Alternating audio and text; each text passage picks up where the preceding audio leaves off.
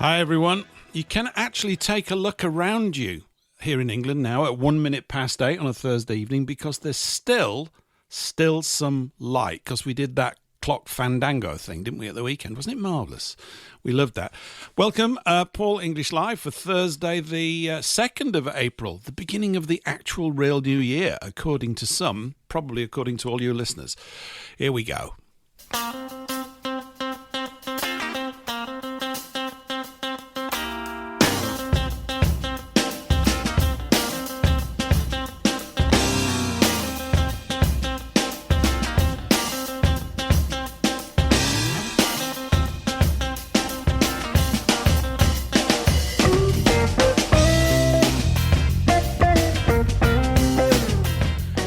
Everybody's out there skipping in the fields, you know.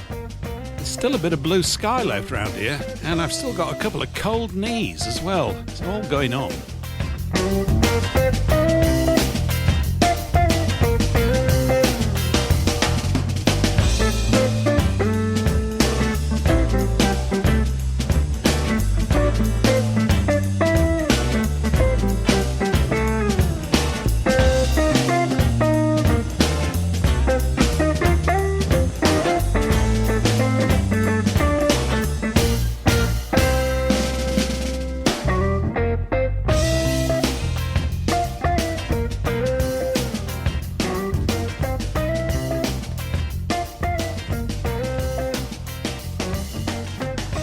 Hi everyone, just fiddling with my technicals there. You got to do that sort of thing.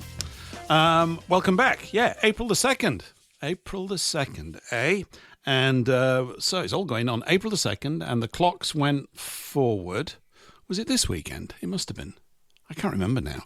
Yeah, it must have been. It's just a few days ago, isn't it?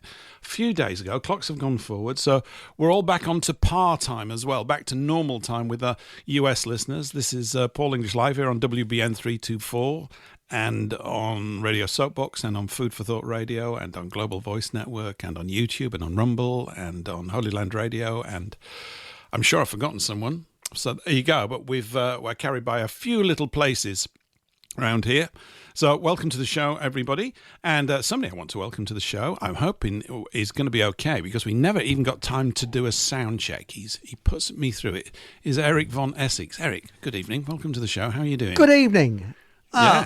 I'm absolutely spiffing. It's been a lovely day here, blue sky, and I'm going to put a complaint in. I missed the chemtrails. There was not one chemtrail to be seen. And you sort of get used to them, don't you? You know, weather modification, that type of thing. But I've noticed they don't chemtrail before it rains. It's going to rain tonight. So there we go. Is it? So, are you sure? I don't want it raining.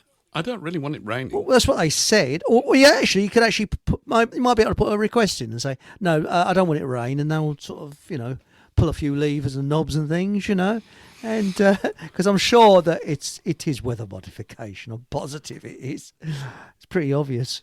They're doing anyway, a few it's been a lovely things. day today. It has. No, it's been fantastic. I've had the shorts on. We always start off with weather, short talk, and weather, then more weather. Maybe we should just do a whole show about weather for 3 hours, really. Or fiddling with your technicals. Yeah. That's another one, isn't it?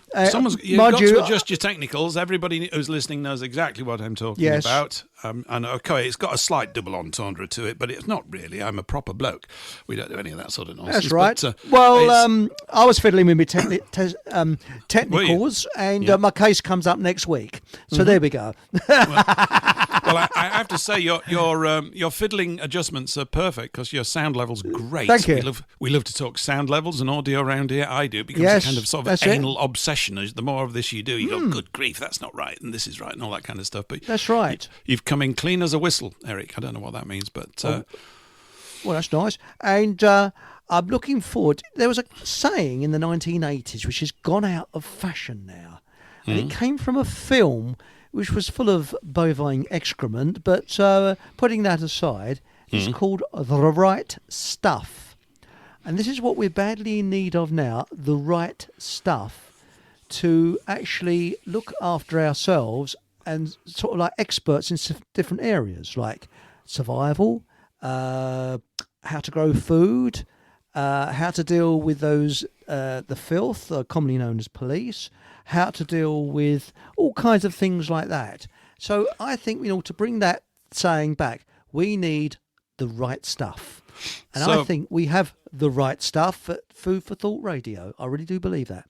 The right stuff. You're talking about the film, aren't you? That film, The Right Stuff, about yes. the astronauts, based on the book by, is it Tom Wolfe? I don't know if Tom's the right I don't word. know, but... I do, because I read loads of his books, I don't but I can't remember his first name now. Yeah, Tom... I don't believe half of it.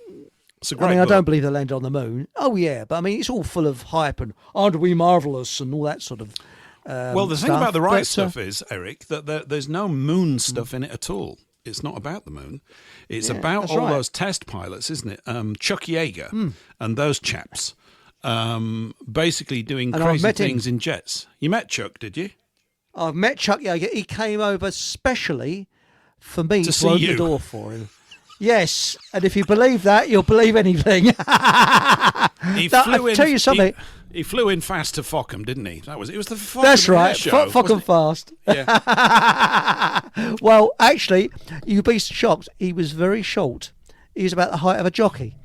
And even me, now I'm 5'7", I towered over him. And his wife was taller than him. Yeah. Towered? You towered? That must have been quite an experience then. That must be quite good. Yeah. Where is he? I can't see. Oh, there you are. There he is. Hello, I'm Chuck Yeager. No, he really is short. They reckon that test pilots, if they're over, I think, is it 6 foot, they just get, they're actually, too tall. They're too tall, yeah, because they black out quicker. If you're shorter, you don't black out so easily. They are made of the right stuff, though. It's true. Oh, bloody hell, he really was the right good, stuff, the film's good. Who's in it? Sam Shepard plays Yeager, doesn't he? That's right. I think it's is it the 80s, that film, or late 70s, early 80s? It was 80s. No, it was the 80s. And because it came out when that... remember when that ship was turning round in the Thames and hit London Bridge? And apparently what happened, the captain said, we don't need tugboats to turn this ship round, we're the Royal Navy. And he didn't realise the tide was strong. And the ship, the destroyer, I think it was, destroyed part of the Tower Bridge. And there was a site adjacent to it, and everybody on the site went, "Way!" What a pity. Yes, what a pity. So there we go. Yeah. Well, the film, he was the wrong stuff. Pretty good. I can't remember who made the film now. I ought to. I know who was in it. I ought to remember who made the film. The film's pretty good, actually. It includes the scene, of course, where those 3 astronauts got burnt to death on the landing pad, of which one was Gus Griffin. Gus Grissom, wasn't it? Grissom, yes, right. And his son proved it was not an accident. No. It was deliberate, because he was too outspoken. And he was saying he was sceptical of what lemons. they were up to, wasn't he? He was sceptical. That's he thought, right. Is it possible? I've been in one of these tin cans with rockets up my backside, and it's not going to be doable. Well, it is really rather bizarre, of course. Yeah, of course, with all those things. But the film's good. Yeager, of course, is... Actually, he's less of a star of the film than he is really in the book. The book's definitely worth reading because it's... I suppose it's a novelisation, in a way, of that period to some degree. It's brilliantly written. It's like really good journalism. I think Wolfe was he was sort of an article writer. He's probably still alive. He was a bit of a dandy. I don't know if you've ever seen photographs of him. He sort of played the fop and the dandy, but he was very bright. He had a sort of rapier, sharp mind. He was pretty quick-witted. And I remember there's one bit in the book that's fantastic. Tom Wolfe, his name, by the way. Tom Wolfe. I got with an E at the end, right? Tom Wolfe. That's right. And he also wrote a thing called the Electric Kool-Aid Acid Test, which I didn't read because I thought the title was too silly, and a couple of others. But there's a bit in the book, and it's also in the film, but in the book, Yeager sort of looms much larger, or at least I remember him better from it. And it's where he's flying, he's taking this, is it an X-51, one of these experimental sort of jet rocket things. And he takes it up. Sorry, I've got a cough in my throat. It comes with the time of year. That's my lame excuse. And he takes it up to a great height at colossal speed and gets onto the edge of space. I know some people don't think space exists, but he gets onto the edge of something. I'm going to go along with the idea that space does exist, or at least, there's distances a long, long way away from the surface of the Earth. And so effectively he goes sort of into semi-weightlessness. The plane is right on the edge of being in the attractive magnetic field of the Earth, or gravity, if you believe in that sort of rot. And So it tilts up there and it comes back in. But what happens is that all the systems in the plane die. Like there's no power in it. That's it. It just completely shuts down. And there's a technical reason why it does that. I think it was to do with the fact that because the air was so thin, there was no air going through the engine. There's some sort of aspect, and because of that, it wasn't powering something that powered the power, and all the power goes. And you're going, oh, blimey, so he's looking at the Earth. So the thing starts to come down at a rate of knots. And he can't move the ailerons. In other words, his joystick is not giving him much joy, and it's pretty grim. And he's keeping his eyes. It's brilliantly told as well. And I'm assuming it's pretty spot on. The plane starts to go nose over tail, so it's like spinning forwards as it's coming to the Earth, So he's seeing the Earth, then he's whipping round, and it's doing this a lot. And to stop himself getting disoriented, he spends much of his time looking at all the instrument panel. If he knows if he takes his eyes off the instrument panel and looks at the thing, he'll get completely whacked out and won't know what's going on. So he's trying all these different things to get the ailerons to move because he can't get control of the plane. In the end, actually, it's not. There's never an in the end. I've got to stop saying that because nothing ever ends. The next step, that's what I meant to say. Those parachutes that they have that come out of the back to stop them and all that kind of stuff. Yes. So he releases one of those, and the plane stops spinning. He goes, great. So it's still coming down because it's quite heavy. It's not that big a parachute. So it's still coming down at some speed, but at least he's pointing nose to the Earth. He can actually see where he's going. So it stops spinning around. So he thinks, I'll release the parachute and away we go. So he releases the parachute, still no power, goes into a spin again. Goes into another spin. I can't remember actually in the end how he finally gets out of it. He probably pulls the ejector seat or something, but it's... Yeah, he does. He ejects out in the film. Yeah. He's amazingly calm under the most colossal pressure. And I think there are certain... That's what Wolf's addressing, the right stuff. It's a sort of phlegmatic calm in the face of things which your mind is going to tell you is going to destroy you. And you go, well, I'm not going to listen to that. We're just going to deal with it. So it's a pretty amazing story, yeah. Oh, my dad was like that. He was calm in any situation. You'd just be, okay, right. Any situation you like. He was as calm as Did he fly experimental jet aircraft at 800 miles an hour? No. Did he? No. With me, flew elastic band powered model aeroplanes. It's about as far as we got. Yes, but actually the funny thing is that Chuck Yeager said that in the films they always show you the test pilot giving results out to the ground crew. He said, that is complete BS. He said, the only person you're thinking of is survival for yourself. You don't give a damn about what the ground crew want to know. You want to get out of that situation, and that's all you're concentrating on. He said, that never happened. He said, it's good for cinema, but test pilots, when they got into a dodgy situation, their concentration was self-preservation. That was it. They couldn't give a damn about anything else. Well, I think, when you look at the aeronautical vehicles that they were asked to fly around in, it was quite a hairy thing, wasn't it, really? Look, great. I remember sort of looking at comic books with illustrations of jets when I'm in the 60s when I'm a little lad. And I want to be a test pilot. Everybody wants to be a test pilot or a Grand Prix driver. Yeah. I actually wanted to be Jim Clark. Graham Trubshaw. Graham Trubshaw was the British test pilot, was it? Well, he would have to have a name like that. Here's Graham Trubshaw. Yes, smoking a pipe. Here he is getting warm Tom called now. Yeah. And one test pilot said, I think it's got pretty serious, so I had to put my Benson and Hedges out. That's cool, isn't it? It is, I guess. Well, many of them. Yeah. I don't know. Was Yeager in World War II? He possibly was. Yes, he was. He was a fighter pilot. Yeah, he's a fighter pilot. Yeah. Yeah. So that stress test, he had a lot of stress testing, no doubt, during that period, and I think that sort of gives them a particular sort of view of things. I had a good friend who was in the RAF, Kiwi guy. He's back in New Zealand now. I've not spoken to him for quite a few years, but he was a very good friend during the 90s.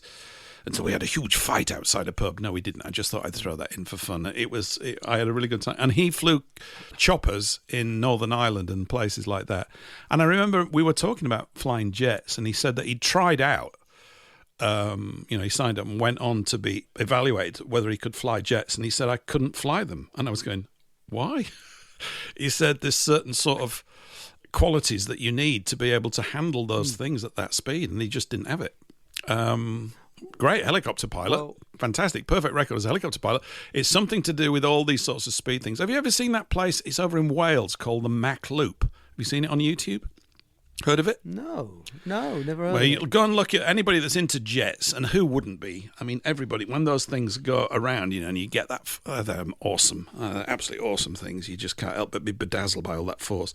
There's a place up in Wales called the Mac Loop, MACHLOOP, I think it is, and it's always full of photographers up there because the RAF and the US Air Force. Oh, I know what you're talking about. Yes, I know. They fly place, through yeah, those sorry, valleys. yeah. It's all extremely high speed, low level flying through these twisting valleys and everything. And they get these shots sort of like of the guy sort of controlling the gears in the cockpit or whatever they control, making his cup of tea as they go. I'm just making a cup of tea, Brian. Okay, that's fine. And all that kind of stuff. And pretty awesome stuff. Yeah. It's just, what's that thing? The only difference between men and boys is the size of their toys. I think that's broadly speaking right. pretty true. It's pretty true. Well, many years ago, I worked on a project in Iraq. I hasten to add, I didn't go to Iraq. I did it in Great Britain, but this was the days of when Saddam was in power, and we was on good terms with him before we weren't. And Britain was building lots of defence stuff out there. I can say this because I never signed the Official Secrets Act, so I can say this. And I worked on a military training school where they were training pilots, and they had trauma rooms in there and things like that. Yeah. Trauma rooms and very strange things where they would a centrifuge room where they went around in a centrifuge, all things like that. You see, so it's quite interesting. But I think they were doing away with centrifuges then because I think they're old hat now. But Are they? no, yeah. Everybody likes to say it's a lovely word, isn't it? I remember having centrifuges in chemistry to distill something or to get all the heavy particles. Apart from your technicals and your particles, you've got to watch out for them, don't you? To get all the heavy particles of some admixture of, whatever it is, some alchemical potion, as we were trying to sort of boil people alive, to go to the bottom of the test tube, all that kind of stuff. So, yeah, I quite like. So that's centrifugal force, and then there's centripetal force, isn't there? I don't know what's the difference. I don't know. But there's a lot scientists of among us educate thick me. I don't know. I can't remember which one is which. I mean, I do, but sort of anyway. But it's really strange because there's a lot of these trauma rooms there. Pilot training place it was, and there was about 3 or 4, if my memory serves me correct, trauma rooms there. And I asked the question, "Excuse me, what are these trauma rooms for?" It's not needed for the design, so we don't need to answer it. Oh, fair enough. And I was just working for all the architects. They weren't sort of ministry or anything like that. So, yeah. Well, maybe you don't know. I mean, I've never flown a jet, and I'm not going to now. No one's going to invite me to, and I'm not applying to do it. So it's highly unlikely that it would ever happen. And it would probably be a disaster if I did. But I bet your nervous system goes through a few things. And maybe it's that, maybe there's just, that sort of bit where you get to the limit of what we all think we've got almost like infinite capacity for mental processing, albeit slow, but we don't. I think there comes a point where your system gets overloaded and you go, I actually am not coping with this well because I can't actually make Edna Taylor what's going on. It's all going too quick. Maybe it's stuff like that. I don't know. Maybe I'm just talking I think it's rubbish. a bit like a racing car driver. There is something about racing car driver that their brain can actually kind of do things automatically that the average person can't do. And I think that's with jet pilots as well. They're the same type. Their brains can do something. Yeah. That's just why it's the right stuff. Because, I saw a documentary once and a bloke went up as a passenger in a jet fighter plane. That was a trainer, it was. Yeah. And they had their parachutes sort of strapped to their back. And he said to the pilot, he said, "I've never actually come down in a parachute." And the pilot, who was a test pilot, I think, and he said, "Nor have I, actually." Oh, he said, "Well, don't worry, we'll discuss it on the way down." Charming. On the job training, said, as it happens. Yes. Yeah. But he said, but I think they have full ejector seat training and things like that. But because, let's face it, those jets are worth billions. And they're not going to get any Tom, Dick and Harry to fly one, are they? They're going to get the right stuff in there, aren't they? Because to lose one of those jets costs a fortune. It really does. They go through a bit of fuel, I was trying to work out, the amount of... They do. They go through... I was looking it up, and I can't remember the numbers now, because this is about 3 weeks ago. I can't go around remembering all these things. It's too much in the head, isn't it? But I was trying to figure out how much fuel they carry, the weight of it, how fast they can... Because the range is important, isn't it, with these things? And I think like an F-35 can stay in the air for about 45 to 50 minutes. Oh, it's not long. I mean... no, it's not. Well, not when they're going at that speed and consuming fuel at the rate that they consume it. It's like something like 30 litres a minute of fuel that they consume. Oh, it's phenomenal, especially if the afterburner's on. But I mean, I love a nice afterburner, don't you? Oh, it's nice. It burns your toast. But it does. It's ruined many a breakfast. It has, but I do like it. But when you look at planes in World War II, a Hawker Hurricane in those days cost £30,000 to build. Now, that's a lot of money today. £30,000. Now, that is a heck of a lot of money. And they were building them, and they built several Hurricanes to be destroyed. They were the ones that were catapulted off ships. They are then attacked, whatever it is they're supposed to attack, and then the pilot ditched, and they were picked up later. And so the plane was a write-off. £30,000, bang, every time. Yep.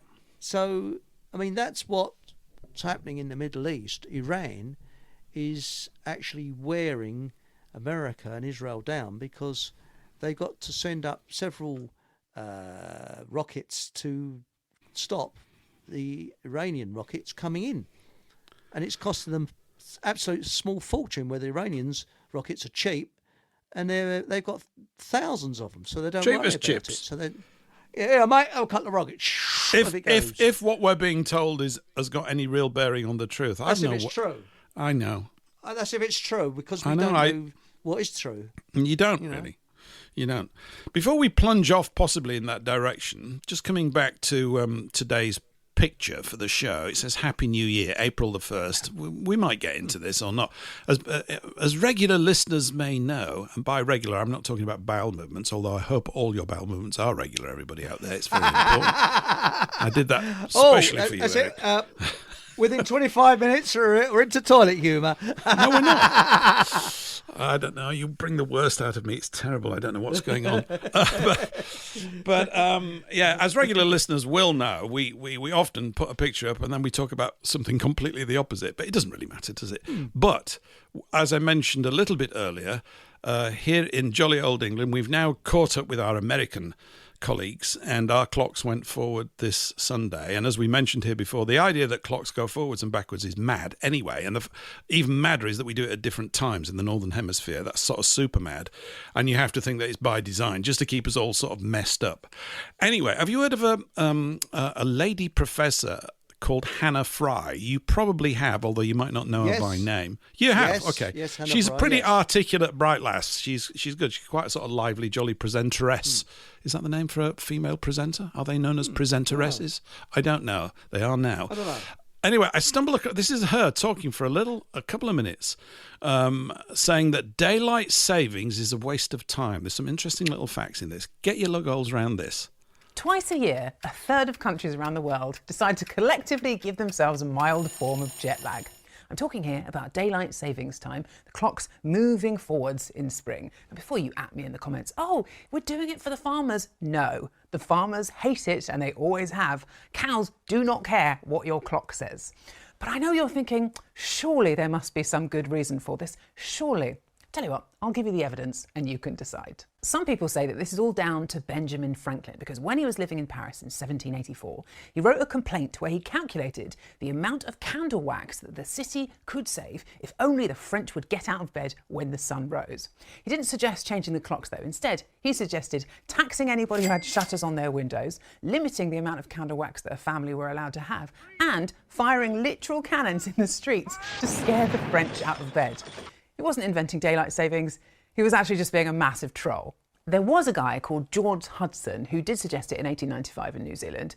He loved collecting bugs, but he was very annoyed that by the time he finished work it was too dark for him to go out and tit around with his hobby.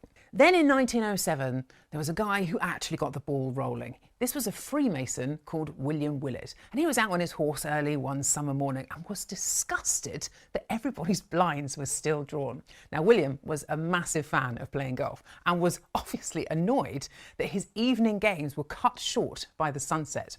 So he wrote this pamphlet called The Waste of Daylight, in which he suggested changing the concept of time itself just so he could get another 9 holes in, which I think we can all agree is a sensational level of entitlement. Anyway, by the First World War, the Germans thought it might be a good idea to help them save on coal. And because it was wartime, loads of other countries copied them. And we have basically been stuck with it in some form or another ever since. Now, to be clear, people have checked and it does not save on energy. What it does do is cause a 6% increase in the number of fatal car accidents the next day and up to a 24% jump in heart attacks, plus a huge spike in workplace injuries, and it messes up everybody's circadian rhythms. Which means, frankly, Franklin's cannon might have been a better idea after all. There we go. Interesting facts, Eric, don't you think? Very interesting. I am personally against altering the clocks. I think they should be on summertime all year round. Just wonder what anybody else thinks about this. Well, I was thinking, so in the end, Masons. It was up to Masons, yeah. In the Masons. end, but Masons. It's mad. It's completely mad. There's no reason to do it at all. I mean, so it's interesting that it's relatively new. It appears to be, if what she said is correct. Well, I've no reason necessarily to doubt it, although I've done no research, but I'm assuming it's pretty true. This is over the last 125 years or so that this has been going on. Well, no, it was a wartime thing. I mean, in World War II, they had double summertime, where the clocks went forward 2 hours. So instead of it getting dark at, say, it gets dark about 6:30 here now, 7 o'clock. It'll get dark at 7:30, 8 o'clock. But I mean, quite honestly, why we can't be the same as Europe, I do not know. I mean, France and the rest of Europe are 1 hour ahead of us. And it's only Portugal, Ireland and us, I think, and a few other countries that are an hour back. Which is bonkers. Absolutely bonkers. It's the clock. It's clockism. That's what it is. People. It's clockism. It is. Ever since they got wristwatches on everybody's wrists, or wherever you put them, ankle watches or whatever, the whole world has gone clockist. And you sort of live by the clock. You punch in on a clock, you punch out on a clock, you check this, do that. And there are uses for it. I'm not arguing against the idea that you should have a timepiece because you want to meet somebody at 7 o'clock. It's really rather useful, actually, those sorts of things. But the thing, of course, has got completely out of hand, as all of these things do when you actually leave them with people who say, well, we know how to really make this work. It's completely mad. It is. It's completely bonkers. I mean, do you think the sun gives a monkeys what time we call it? It just goes, look, I'm just sunning away here. This has been going on like this for a long while, and it's going to go on like this for a long while anyway. And what are you doing? Not that we can have a chat with the sun, but that's what I think it would say. What are you doing, you twits? You silly little ants. It's just mad. I've got one of the most accurate timepieces in the world. It's called a sundial. And it really is accurate. I mean, I do it as a hobby. I make sundials. But the funny thing is that in February it just goes haywire. But, you was talking about dung. Why does it go haywire in February? It's something to do with the Earth's wobble. The Earth wobbles. Does it wobble more in February? The Earth wobble more in February? Something like that. Yes. But, does it? And also the days are shorter. Yeah, and it does go a bit weird. But it's about 20 minutes out. So when you set it up, I set it up in June, that type of thing. But no, and it's also true north, not magnetic north that you set it up by. So right. There we go. But it is spot on. You know what the time is. Except for in winter, you have to add an hour onto it. But it was interesting what you were saying about animals and things. Because I went to see a talk by Michael Bentine. Does anybody remember Michael Bentine? Well, we all remember potty time. Some of us do. When we used to come home from school in the early 70s, I think it used to be Michael Bentine's potty time, didn't it? He had all those imaginary, invisible creatures, and he used to just make all these stories up like a flea circus or something, and all these little things. That's the potties. Right. Well, yes, he was a bit potty, was Michael Bentine. He was quite out there. Well, he's a bit eccentric. Yes, he was. Well, he said he was half Peruvian, wasn't he? His father was Peruvian, he was. His mother was English. Yeah. Yes. And he was the only half Peruvian to be born on what is now the Watford bypass. So there we go. He's born in Watford. That's really notable. I Yes. hope I forget that, but I suspect I won't. And you've just taken up another lump of my hard drive with a bit of fluff. That's right. I pointless, but they've got some more bit of fluff. Because during the dear war, me. This he is no worked good. in the nasty tricks department because he was sort of, his father was a scientist and he was more of a scientist. And one of the requests for the Far East was to make some exploding elephant dung, because they discovered that the high-ups in the Japanese army liked driving through elephant dung. So when they saw elephant dung, they'd drive through it, you see. But there's only one trouble.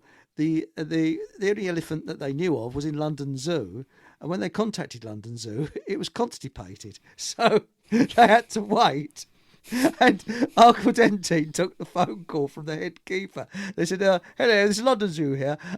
We'd like to tell you that the elephant has now eased itself. And he said him and another detachment were sent out with buckets and spades to collect this elephant dung so they could make exploding elephant dung. That's true, because I saw this speech. That's probably worth me remembering. I suppose that probably is worth remembering. Yes. Yeah. Well, But he also worked on the, the exploding bicycle pumps. And what they did in France is a lot of the German army went to the local bistros and pubs and that by bike. And they paid, and the French resistance paid kids to exchange the pumps round on their push bikes, on the German army push bikes, and then let a tyre down and then run off. And of course, some innocent poor sod would come out of after having his wine, and oh bloody hell, flat tyre, get the fire tyre pump, and bang, that would be the end of that poor sod, and that was it.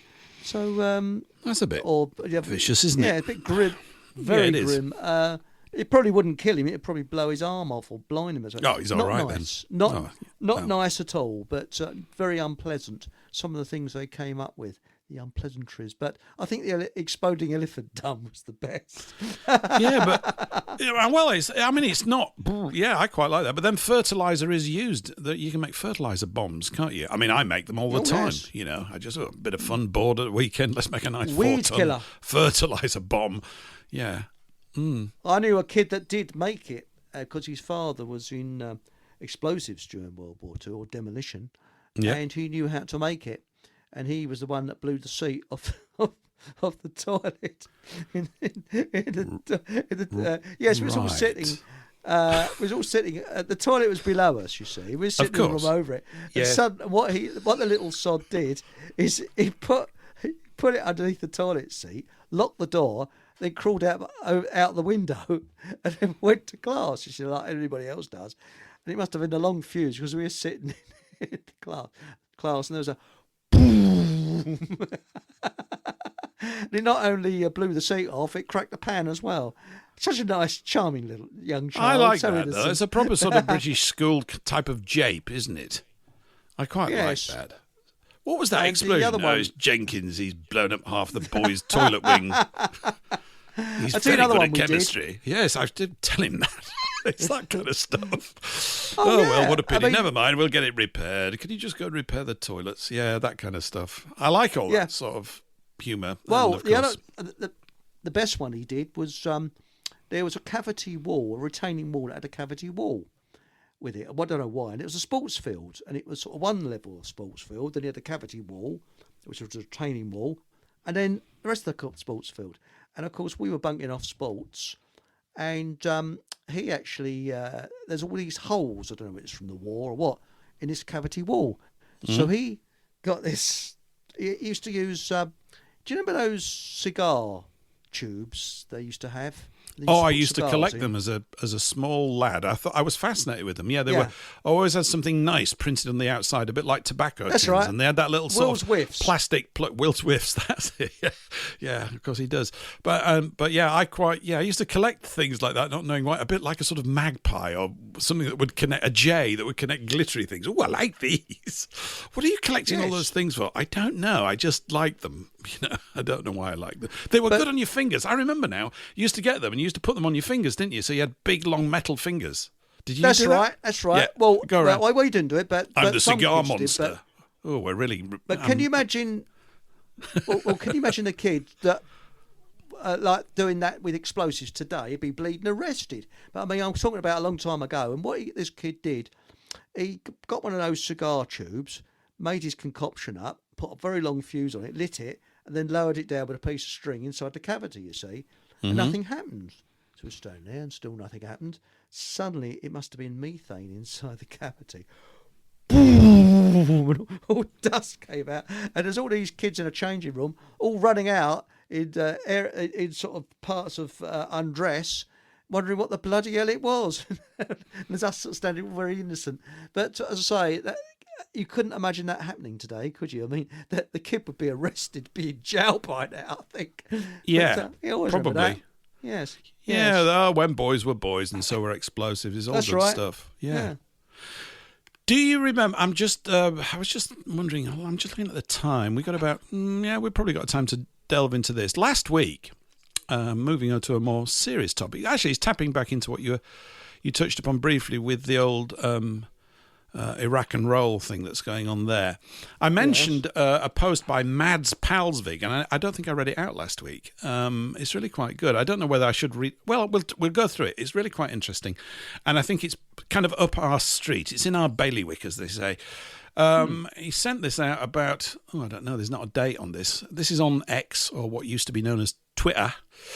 He said, here's your... Anyway, it's a quick summary from him. If you don't know who Mads Palsvig is, he was pretty high up, I think, in the Danish government, and he's operated in high circles and in banking as well. So he kind of knows what he's talking about. He's on our side, by the way, or at least if his comments are anything to go by, it would appear that he's on our side, whatever we think that might be. He says this. He says, here's your Middle East conflict lesson for today. 1. Every country is working in unison to bring about Agenda 2030. I agree.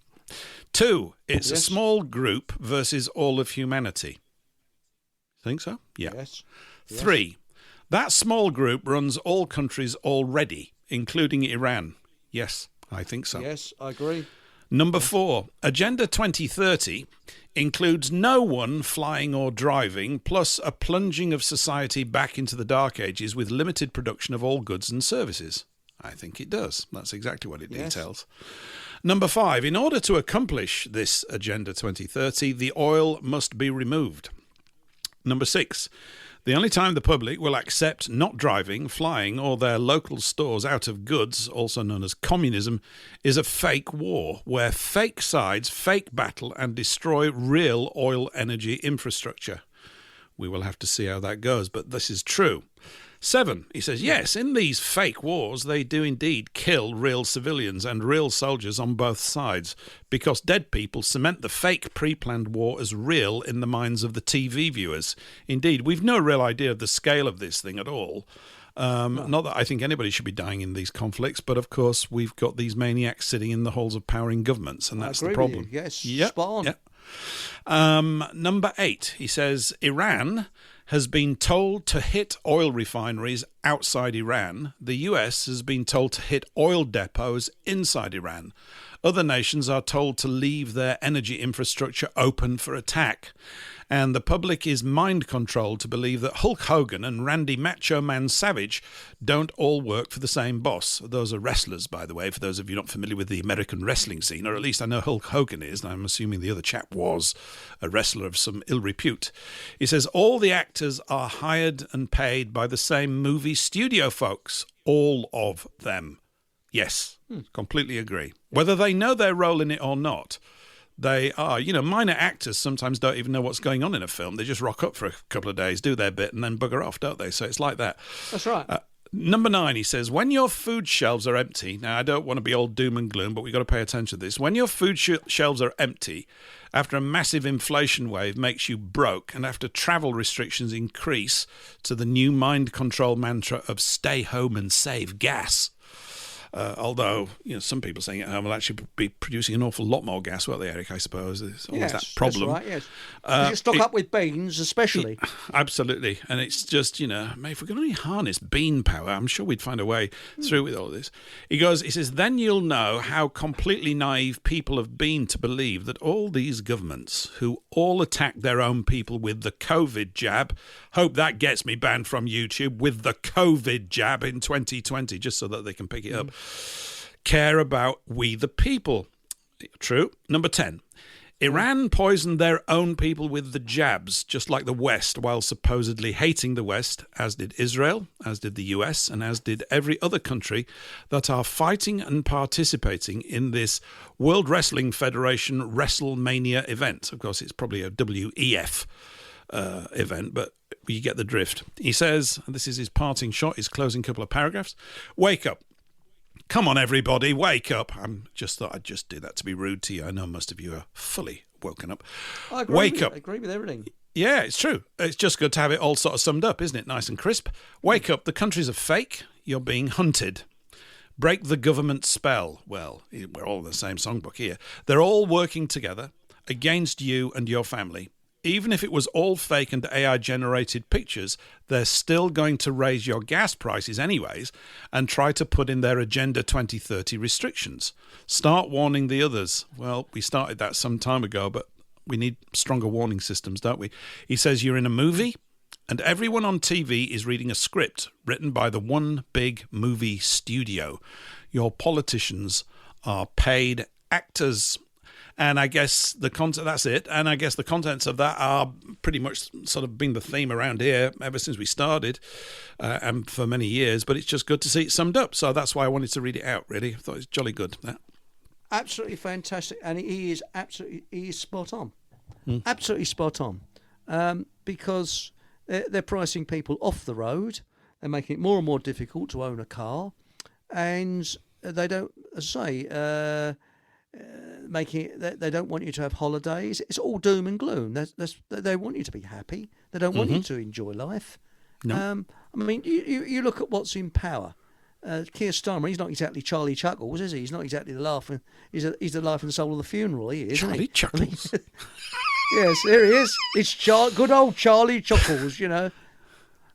I mean, when you look at these people, they're living dead.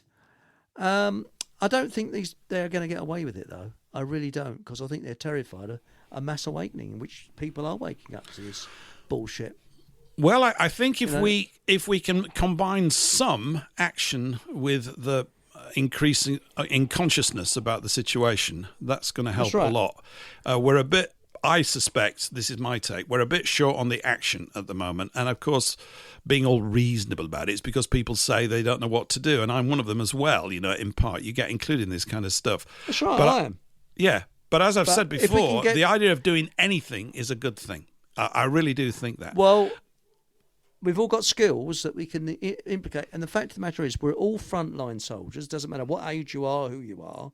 And we've all got unique skills. And this is why, going back to that term, the right stuff. We have the right stuff.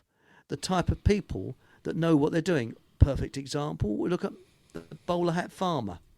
He is the right stuff. He's optimistic. He's going forward, producing food, getting farmers to sell to the public. We've got to say, stuff government, stuff that lot. We're going to survive. We're going to live a good life. And we don't give a damn what government says. We're going ahead. Survival Steve, he is the right stuff. His area is not obviously farming, it's survival. He's a trained senior rank sort of in the army. He knows his stuff. So this is the thing. I mean, his advice on, and everything's legal that he says, there's nothing illegal, on self-defence is absolutely spot on. And I think that we need to get the right stuff together so that everybody can make positive decisions, act positively, and do our little bit, so that there won't be any crunch, because the government just ignore them out of existence, and we make sure we're okay. We've got people that can grow things. We've got people that understand the law. again, we can put our thing. We're very lucky that we have got the right stuff on our shows. Well, So hopefully, Eric, we're in a. I hate the word hope, by the way. I don't know why I use it. I can't think of another one to replace it with. optimistically. Yeah, because hope, if you get into a condition of hope, it only leads to one thing: hopelessness. Seriously, if you don't act, I'm hoping something's going to turn up. Well, let's not do that. Why do we do something?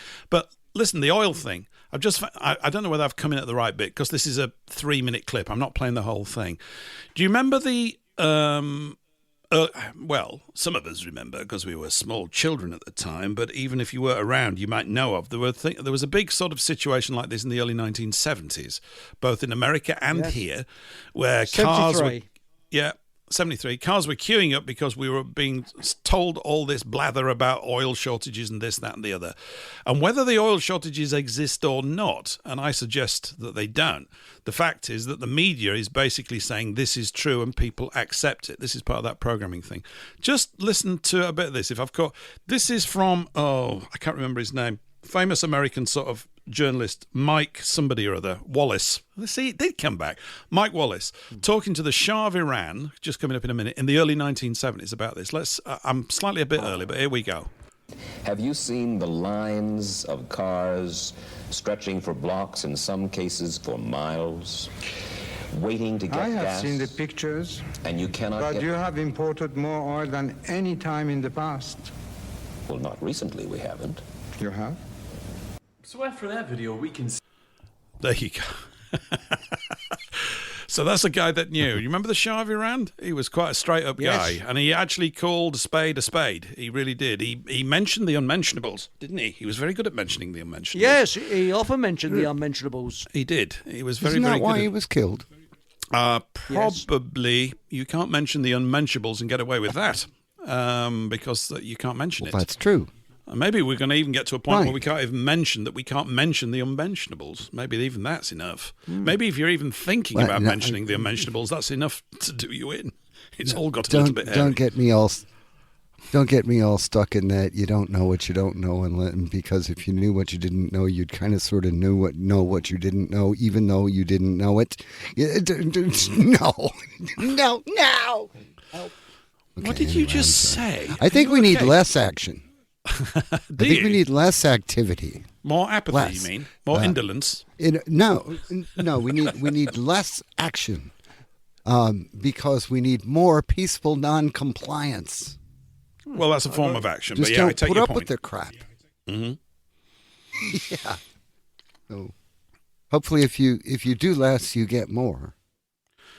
Yeah. Well, I think, the things that we're probably, look, I can only talk about myself, but I know it's like a habit thing. This is the problem. I'm sort of institutionalized in my own habit patterns. It happens. The longer you've been running them, the more difficult it gets, A, for you to spot them, even though you know they're going on, and B, if things are working out okay, you've got no incentive to change what you do, and it gets trickier. You're not fluid like you were when you're 10. The problem when you're 10 is, although you're incredibly fluid, you're like where you go all over the shop. There's no real focus with it. As you get focusing on something, you acquire skills, one assumes, and a bit of experience, and you plough that furrow, and it's great. In a broadly speaking, well-organized, coordinated civilization, something that we would all like to be a part of one day. You've got all these different skills, and people complement one another, so things get done, even though there's a lot of whinging along the way, understandably, because people get robbed blind as they make their contribution. But I just think it's a matter of changing habits. The first habit I've got to do is to stop talking about cutting down the trees and start cutting them down. I actually did take a branch off the other day. I've got the ladder up, and this weekend, hopefully it's going to stay dry, although Eric was scaring me to bits that it's going to rain over the weekend or something. I hope it doesn't. I think tonight. No, it's going to be a good weekend, but tonight I think it's going to rain. Oh, all right. Well, that's not too bad. Yeah. I'm just picking that out as an example. That's one of my personal things. I've got tons of stuff to do. I always find something much more interesting and captivating to do online, which is write something or prepare for this show or stuff like that. And I go, oh, well, that's actually more important. That's really, and actually, I think it is. Otherwise, I wouldn't choose to do that. But these things need to be done. And I think also getting out into the sunshine, in my case, is a good thing.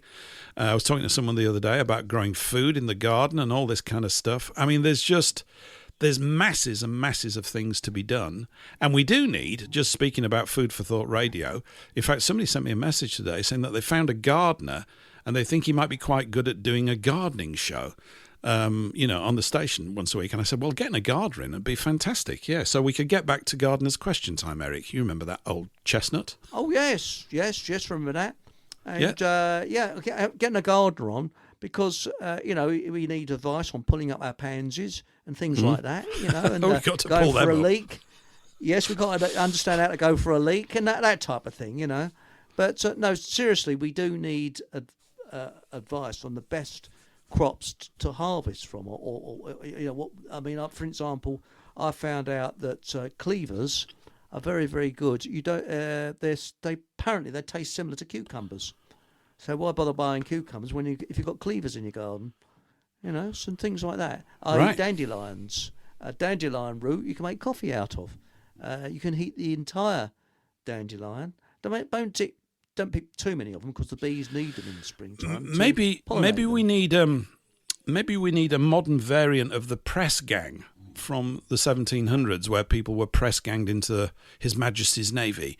Maybe we need a press gardening gang, where gangs of gardeners come around and get hold of you and push you into the garden and force you to garden. I would actually probably benefit from that a great deal. Just get on with it. You've got to do it now. Start. I spoke to Mark the other day, Mark the bowler hat farmer, and he was up a polytunnel. Or was he down a polytunnel? It was last Friday, so it was after last Thursday's show, and he'd just been busy settling in down in Somerset and drinking lots of cider. I don't think he's drunk a drop actually, but it's such a boring tale if you tell it like that. So, but yeah, he knows what to do. So it's second nature to him. I know how to put my trousers on. And you do too, Eric. And for gentlemen, by the way, it's one leg at a time. That's how we do things. That's right. It's the golden rule. We only do one thing at once. Try not to fall over when your leg's stuck in. You know what I mean. Well, but don't become a cross-dresser. And what I mean by that is accidentally putting two legs down one trouser leg. Then you become a cross-dresser. You might get a little bit angry, but it is a bit awful when you fall over. When you accidentally get two legs down one trouser leg. You see. So there we go. We don't want that. We don't want that. No. But yeah, I think, the oil thing is whatever it is. If they say that there's going to be a panic on oil, then there is one. Whether there really is a shortage of oil or not. I've no way of knowing. And they store tons of stuff which they never tell you about. The whole thing is, it's the same as everything else, isn't it? We've got people in charge that are quite willing to. In fact, I think many of them are almost unconscious themselves. They don't even know that they actually think they're telling the truth. They don't even know. They don't seem to have much of a questioning mind about stuff. These orders come down the sort of chain of command, and they go, tell them this. Is it true? Yeah. Okay, we haven't got any oil. And everybody starts panicking like mad. So, and it works, unfortunately. And we can never find out really whether there is this actual, real, genuine crisis or not. Anyway, Eric, if you were to stock up on food as well, tinned stuff, what would be your top 5 picks? I just thought of this. Top 5 picks is corned beef, first of all, because it'll last forever. Yeah. If you're not on a keto diet, the two things that do last a long time is pasta. That can last for 20 years. Rice, white rice, not brown rice. White rice will last about 30 odd years. That's very, very good. Yeah. And red kidney beans, they're very good for protein. And lentils, they last a long time as well. So I think, is that 4 or 5? I don't know, but they sound good. I'm getting hungry. I like lentils. Yeah. I love lentils. But they're absolutely fantastic. The thing is, fish, the thing is, anything out of a tin has been sort of boiled or steamed to an inch of its life. So it'll keep you going, but it's not very much nutrition in it. So to top it up, it's a good idea to buy the book Food for Free. It's a little tiny book, and it shows you all the wild plants and things you walk in the woods that you can eat. For example, you can eat the stem of all thistles. You don't touch the thistles, but the stem is edible. Dandelions are edible. Cleavers are edible.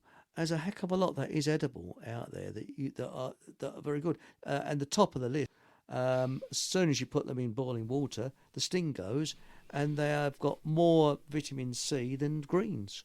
And as long as you pick, so that's it. You've got a supermarket out there where the food is free. So it's pretty cool, really. I'll tell you what.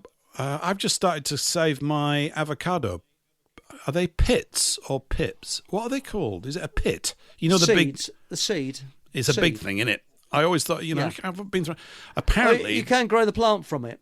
Oh, right, okay. Well, I don't know what you need sort of climate-wise to grow avocados. Maybe it's not that challenging. I don't really know. I mean, I absolutely love them. But, of course, I've always been throwing those things away. I'm feeling a bit sad when I did it because I always think they're really rather a handsome seed, aren't they? They're sort of, you go, look at the size of you. You're a big bugger. Anyway, apparently if you wash them and then leave them around for a few days and let them dry out and then grate them down, they are one of the most powerful antioxidants you can take. They're amazing, apparently. They're really, really good for you. Very good for your hair, your skin, your eyes, all this kind of stuff. It's all these little sort of things. Where is the woman that does in my household? Well, I don't have one, and I could do with one of those. You want go and see Mrs. Turner at number 43. She knows all about this sort of stuff. That's what we want. But they probably exist. It's just that we've all become a little bit isolated from one another. Well, but yeah. Do you remember that program, The Kitchen Garden? On television. Yes, I do. It's a few years back now. Yeah, they just go out and it's brilliant. Yeah. And there was an old boy. He's he knew his stuff, and he grew a thing called cardoons and loads of Victorian stuff that people don't see nowadays. And there's a woman on there that showed you how to cook, and she survived during World War II, and she knew exactly how to make things go a long way. Right. But, you see, the thing is that. What you just talk about stocking up on food, it's also a good idea to stock up on not only herbs, have a small herb garden, but seasoning, because you don't want food too bland, because you've got to enjoy your food and not just have a survival thing. And a lot of the stuff you do pick is a bit bland. So if you can put some seasoning in and hype it up and get some sea salt, that will help things along a little bit. So it's another little tip. But definitely corned beef, because that will last you 100 years or more, because it's salted. Yeah. So there we are. Unless you're a vegetarian. Well, I love corned beef, although someone says, it's all the scrapings off the floor. I'm going, well, that's what I was raised on. I love scrapings. Probably not that healthy for you. Probably not that healthy for you. No. But, food, it's better to eat something than eat nothing, isn't it? Anyway, look, we are all hoping that it doesn't come to that, but we ought to at least have one eye gleaned and prepare a little bit, I think. Wouldn't be too bad. I'm working with a group. I'm connected with a group who are planning on doing just that. I think sometime within the next week, everybody's sort of throwing 250 quid in a pot, and someone's going off with an estate wagon and just going to fill it up with stuff, and that's what we're going to do. You don't want too much, because if the bad lads around you find out that you've got it and they haven't done any prep, they'll come and stove your head in with a lead pipe. Anyway, on that cheery note, that's where Steve comes in. Then we call up the Steve hotline. Anyway, on that cheery note, we're coming to the end of hour one. We have a guest who's flown all the way from Brazil. No, that's not true. She's in Brazil. It's a good old friend of mine, Helen, who's going to be joining us for hour two. I got a little song to play, which is from do you remember that film Absolute Beginners? Do you remember? It was absolute rubbish, most of it. But there's a bit in it. There's a chap in it called Slim Gaillard. This is either your cup of tea or not, but I don't care because it's coming up anyway. I love this. Slim Gaillard is no longer with us. He was a sort of jazz musician. He played everything, including the xylophone. Anyway, this is a fab number called Selling Out, something that we're not doing here because nobody's offered us any money. We'll be back after this little lot for hour two.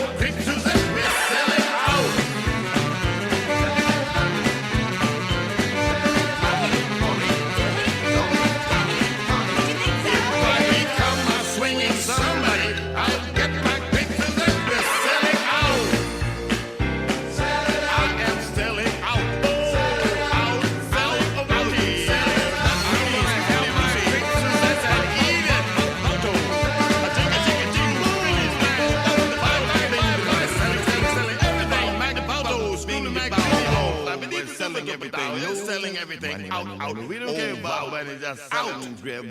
Those creek, Suzette, already mo, Mac Baltimore, selling out. Pow. 348. Attention all listeners. Are you seeking uninterrupted access to WBN 324 Talk Radio despite incoming censorship hurdles? Well, it's a breeze. Just grab and download Opera Browser, then type in WBN324.zil. And stay tuned for unfiltered discussions around the clock. That's WBN324.zil. The views, opinions, and content of the show hosts and their guests appearing on the World Broadcasting Network are their own and do not necessarily reflect those of its owners, partners, and other hosts or this network. Thank you for listening to WBN 324 Talk Radio. And welcome back. It's hour 2, 3 minutes past 9 here in jolly old England, but 3 minutes past 5, I think, down in Brazil, where our guest and a good old friend of mine, Helen, is. Helen, hi, how are things in Brazil? They're just marvellous. Thank you very much. Yeah, and very interesting. You're talking, I heard the last part of your little chat there and just talking about, gardening and all of that. So I'm surrounded by my farm here in Brazil. So are you? It's all very apropos. I am indeed, yes. And what's been grown on the farm these days? What's been grown on the farm? Well, we have lots of fruit trees. We actually have blueberries. Can you believe it? Blueberries in Brazil.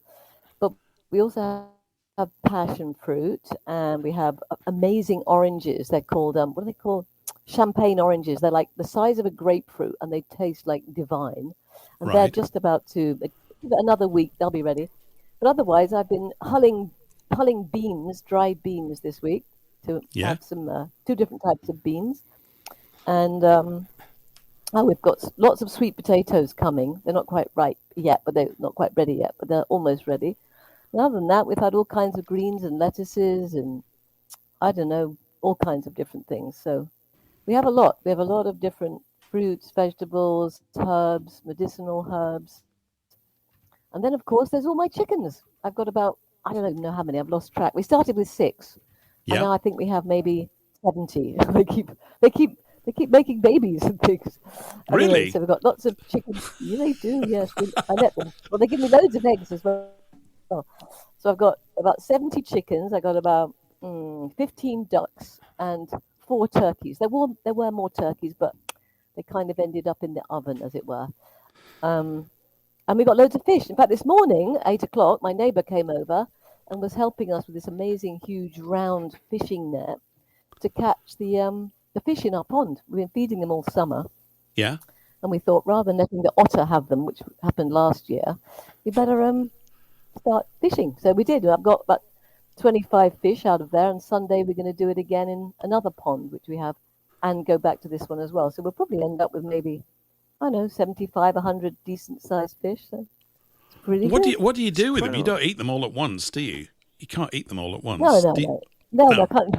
Not even me. No, they're going to get, a lot of them go in the freezer. I'm having some tonight, and I'm going to make a fish stock with all the heads and bits and so on. We have fried fish tonight, and then, the rest go in the freezer. So we'll have those, in the next few months. You're in the Helen, meet Eric. Hemisphere. Eric, meet Helen. Oh, hello, Helen. Oh, hello, Eric. Hello, hello. And I've seen you on Telegram, so thanks you for your comments and that. And you have. what's being in Southern Hemisphere, Helen? Oh, by the way, it's an honour to speak to you. It's very nice. How cold does it get? I mean, you're heading towards winter now. I should think was it autumn now? Winter? It's just we're just coming into autumn, exactly. Well, where I am, see, Brazil's massive. It's bigger than the United States, but so where I am is about probably 3/4 of the way down Brazil. So I'm more south. So it's a lot. It's not like the Amazon or stuff like that. We do have seasons here, although it's green all the year round. So, for instance, right now I got up this morning. It was 18. I think it was 18 degrees. But last week I was getting up and it was like 24, so it was unusually warm. But in a few weeks it'll get cool, and I think the coldest I've ever seen it here was about 6 degrees. But normally it's round about winter's like, I don't know, between 12 and 18, and then there's crazy days where it can be 30. You just never know. It's a bit up and down. Oh, so that you don't get any snow or anything like that. That sounds quite nice. We don't. Oh, No, that's I haven't perfect. seen any snow since I've been here. Is there many No, it is Brits very around pleasant. you? Very, very. Is it mainly many Brits Not, around you, or? not, not, ma- not many Brits actually. There's, I would Oh, say. that's a Well, good I. thing. That's No, I don't nice. know. I can't. No, it's always nice. In fact, we had a Brit come to visit us the other day with a view to maybe coming to join us here. But yeah, no, we got a. Just so you understand that where I've got here is a community. So I created this community because I wanted a village where I liked everybody in the village. So That's I nice. decided to create the village, and then I could choose who came to the village. and What's the village and- called then? Helenville. What's It's it called. called? No, I'm not that egotistical. No, it's called Oh. Terra Nova, the New Earth, Terra Nova. Right. And so there's a lot of people around me now who are from all over the place. They could be from Holland or Argentina, or the States or England or whatever. So a lot of, and also Brazilians, of course. But so we have a lot of sort of bit multinational. In fact, we had a party about 3 weeks. No, when was it? About 3 months ago, we had a party. And I think there was 13 different nationalities at it, and there was only like 35 people at the party. So it gives you an idea. So it's very, Oh, no, nice. very And I mean, all the what's- people that are escaping the northern hemisphere. is Well, the apart from government the in your face, or can you do what you want, No. basically?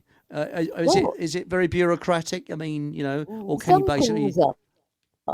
Some things are like for instance, if you want to come and live here, you have to get. Well, you don't have to. You can do what you like. One could live here just illegally. No one's going to come and get you, right? Because we blend in. They wouldn't know one way or the other what you were. But to be legal here, it is a palaver. It's a pain in the butt, quite frankly.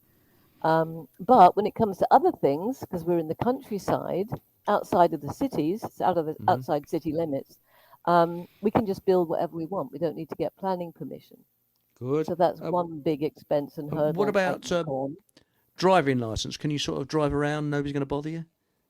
Well, I did drive around for years and years, but then I actually did get my Brazilian driving license. In order to get it, you had to have, another one from another country. But in order to get it, the only thing I had to do was to take a psychological test, which I thought was highly amusing. Not do I understand the road signs or can I actually drive? No, it was, am I a nutter? Which I am, but but they didn't tell. Obviously, I passed. So it was it's always weird tests. Like I don't know, like I can't even describe it. It was just weird. The only difficult bit was, which for me, when I took it, my Portuguese wasn't that great. Well, it's still not that great, but it's okay. But they gave like a picture. You had to look at it for like 30 seconds, and then you had to write down all the names of the things in the picture. Well, of course, I didn't know what the word for helicopter was, or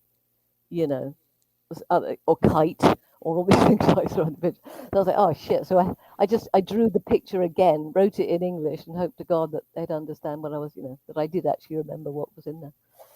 But yeah, no, other than that, Do you have to do that every several years, or once you got your license, you're okay forever? I don't know. I think the license is like England now. It's like a 10-year thing.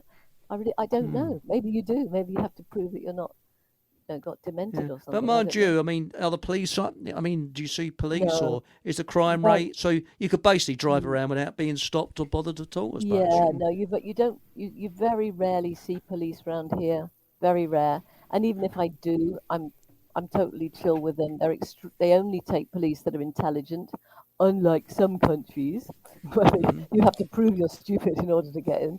But no, they're really nice, and they don't worry me in the slightest. I've never been stopped or anything like that. And that sounds you nice. rarely see them. It's not Sounds like a nice Mexico. place. Yeah. What about How crime long rate? have you As been though- there, Helen, now? I ought to know, having spoken to you for all this time, but I just can't recall. When did you first get down there then? I got here in August the 5th, 2000. 2000, sorry, one thing about 2020, yeah, of course. 2020, Right. as I escaped from Spain. I escaped from the fascist COVID regime in southern Spain. Oh, And, yeah, I remember. I was talking to you remember down that? then, wasn't I? And that's when you introduced me to Johnny and Kathy, who were fascinating. Are you that's still in touch correct. with them? Do you still speak to them? I did see them. I went there. When did I go there? Finally went to pick up a bunch of my stuff that I left in somebody's basement. in Marbella. So I went there with Jim in, when was it? I think it was October, November last, not this year gone, but the previous year. So a year, let's say 18 months ago, I was Right. there and saw them. I went to visit. I went to Jimena and visited them and had a couple of hours of being in the what the what do you call it, the King's Chamber of Johnny, as he pontificated on all these different things. So regular listeners will not know who Johnny is. I've not had Johnny on the show. I wouldn't expect to get him on the show because he's a bit of a sort of semi-spook guy, isn't he, really? He's sort of pretty high up in some sort of administrative capacity over there in the United States, even though he lives in Spain. He's an American chap, isn't he? Well, yes, I don't know whether he still is, but he certainly was. He was a, what do you call it? Not a researcher, an analyst. So he was, working into these, as you say, these spooky, whatever's. But he might do. He might talk to you because I doubt he does it anymore because he's getting on a bit. But is he? He's always fascinating. I'm not. You're not getting on, are you? We're not getting on at all around here. So that was, I mean, I'm just, it's funny, isn't it? This is what, you're talking about something 6 years ago, and yet I still keep thinking that the old COVID horse shit has just started for some reason. I can't, but it hasn't. Obviously, these last 6 years have been a bit of a blur for me in all sorts of ways. That was the reason for going down there, and so now you've got your own town. Now you've got. We'll call it a hamlet. We'll call it a hamlet. There's going to be there's 16 plots, if you like. Yeah. And then obviously we have friends around and about, but we have 16 plots here at Terra Nova. So. Mm-hmm. Yeah. Why Brazil out of all the countries? Was there any particular reason you went to Brazil? Yeah, there was. While I was sitting locked in my house in Spain, creeping around to a friend's house, hoping that the neighbours wouldn't spot me, oh God, and screaming out my window, "Shut up!" when I heard them clapping for the prison guards. I was like, "Shut up, idiot!" Where was I? We had that. So I said, "I've got to get out of here." I couldn't even walk my dog. I was on the edge of a bloody national park of like 1,000 square kilometers. No, you can't walk your dog. Why? Oh, there's COVID in the forest. Anyway, it drove me nuts. So I thought, I've got to get out of here. So I'd read all the Deagle stuff a number of years before. Yeah. So I thought, well, I'll check out Deagle. So I went through all the thing, and I thought, well, so anywhere in Europe, America, all the usual, America, Canada, Australia, New Zealand, Europe, England, forget it. That's no good because, it doesn't look good, right? So then I thought, okay, I'd just come back from Mexico, actually, about a week, but literally the week it started. In fact, we saw some weird people wearing masks at the airport in Mexico City, and we thought, what the hell's going on? But anyway, and so I thought, well, we could go back to Mexico because that looked like it's going to be all right. And I thought about all the other places, I thought, well, I like Thailand, but, you're a foreigner in Thailand. If the shit hits the fan, it's not good. Africa, well, I'm white, so I hardly would blend in, whatever. So it went on like this, and then I thought, well, okay, it's going to have to be Mexico, but Mexican food's so bloody boring, all the same. It's always the same. Is it? Oh, I thought, kind of, yeah, it's always like, there's 5 or 6 things you have. Anyway, but then friends of mine, in fact, did you meet them? Inca and Hunts. Did you meet them ever? I don't think so. No, I've not. I don't get out much, Helen. I've met you once. I think you're about the only person I've met in the last 10 years. No, I'm exaggerating a bit, but I don't get out much. It's a big event when Okay. Anyway, the Dutch friends of mine. In fact, they're no longer together. But anyway, the Dutch friends of mine, and he was working here in Florianopolis, and going backwards and forwards the last few years. And he said, well, because we were just umming and ahhing, where are we going to go? What are we going to do? Definitely don't want to stay in Europe. And so he said, well, we're going to go to Brazil. Why don't you go there? I thought, Brazil? Okay, well, I've never been to Brazil. I have no idea. All I knew about Brazil was, Rio de Janeiro and the favelas and, the carnival or something, or whatever. So he said, going to Brazil. I thought, well, God, it's got to be better than here. So I said, okay. So we packed up our stuff, and the minute, literally, I was watching every day, the minute Brazil opened the borders, because they closed their borders, this bullshit. And as soon as they opened the borders, I had my ticket. 2 days later, we're out of there with 9 suitcases, 2 dogs, 2 big dogs, and we're on the plane. And I'm like, literally, it was it was crazy. We went to the airport and there was nobody there. And they were being really weird and like it was going into a prison. And I was like, oh my God. And I was just, my heart was pounding. I've got to get on this plane. Then they said you had to have a return ticket. And I was shaking and I could hardly get, I said, you do it. And I said to the guy at the desk, you book the ticket. Here, just here's the card, book it. Anyway, finally we got on the plane. Yeah. And I just sat on that plane and I went, oh, what a relief. And it was just so good. And we arrived in Sao Paulo. And of course, we couldn't get a second plane to Florianopolis because the dogs could have COVID on their fur. So they would have to stay 24 hours. So I was, oh my God. Anyway, so we arrived there and everyone was so nice to us. And I was so happy and I was so like pumped up that I just practically drove the whole way. My husband hardly drove at all. I drove the whole way, which was like 10-hour drive from Sao Paulo after not hardly sleeping the night before, not eating anything at all the previous day. I didn't care. In fact, we had steak. We had a steak for breakfast. It was great. And that was it. That was the beginning of being here. And it was just, I looked around. I thought, my God, it's so beautiful. Everything's green. People are so lovely. And that was the beginning. And I was like, oh, this is great.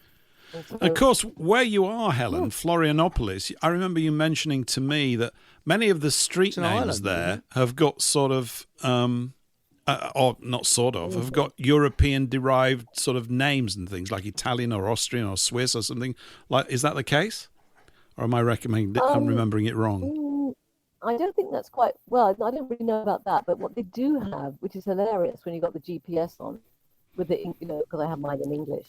Yeah. It'll say Estrada, Leon, Marquesa, Juan, Felipe, blah, blah, blah, blah, about 5 or 6 different names. And it's a tiny little back street. You're like, okay. Enormous names. Yeah, crazy long names. Because anybody, I suppose, in government wants to have a street named after them. And they've got very long names. So there you go. But it's funny. Yeah. But other than that, I don't really notice anything. But yeah, they do have that. Are you actually? It looks like an island. I can't pronounce it. Florianopolis.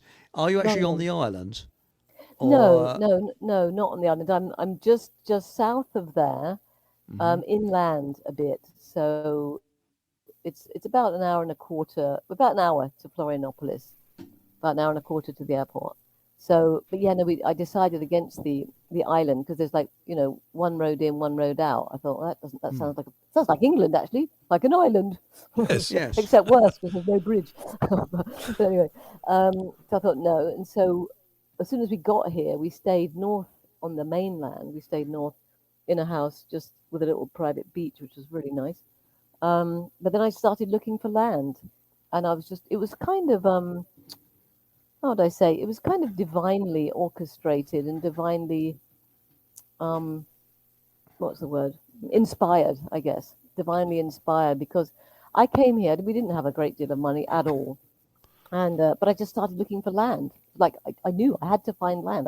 There's no way was I going to be locked up again without a big space to walk around in and my own garden and all that. I was just like, no. And I need people. I need a community. I was really clear what I wanted. And so I found a real estate agent and he showed me some places and I ended up finding this place fairly quickly.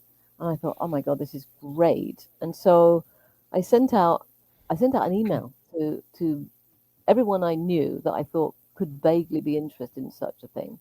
I said, look, this is what I've got. This is what it costs. We split it up. This is what it would be per share and anybody interested. And I got 2 people immediately saying yes. One who's a lovely lady friend of mine who said, this is a project that needs to happen. So I'm going to support you with that, even though I don't think I'm going to be, moving there or anything. I said, okay. And then another guy that I knew from Spain, actually, who's English, and he put the money in. And then, then one other good friend of mine from America whose house has just been finished here, actually. And so immediately I had 3 people. I thought, okay. So my mother gave me a little bit of money. She was in her sort of last months of her life, I would suppose. But she gave me about 20 grand initially. So I put that as the deposit.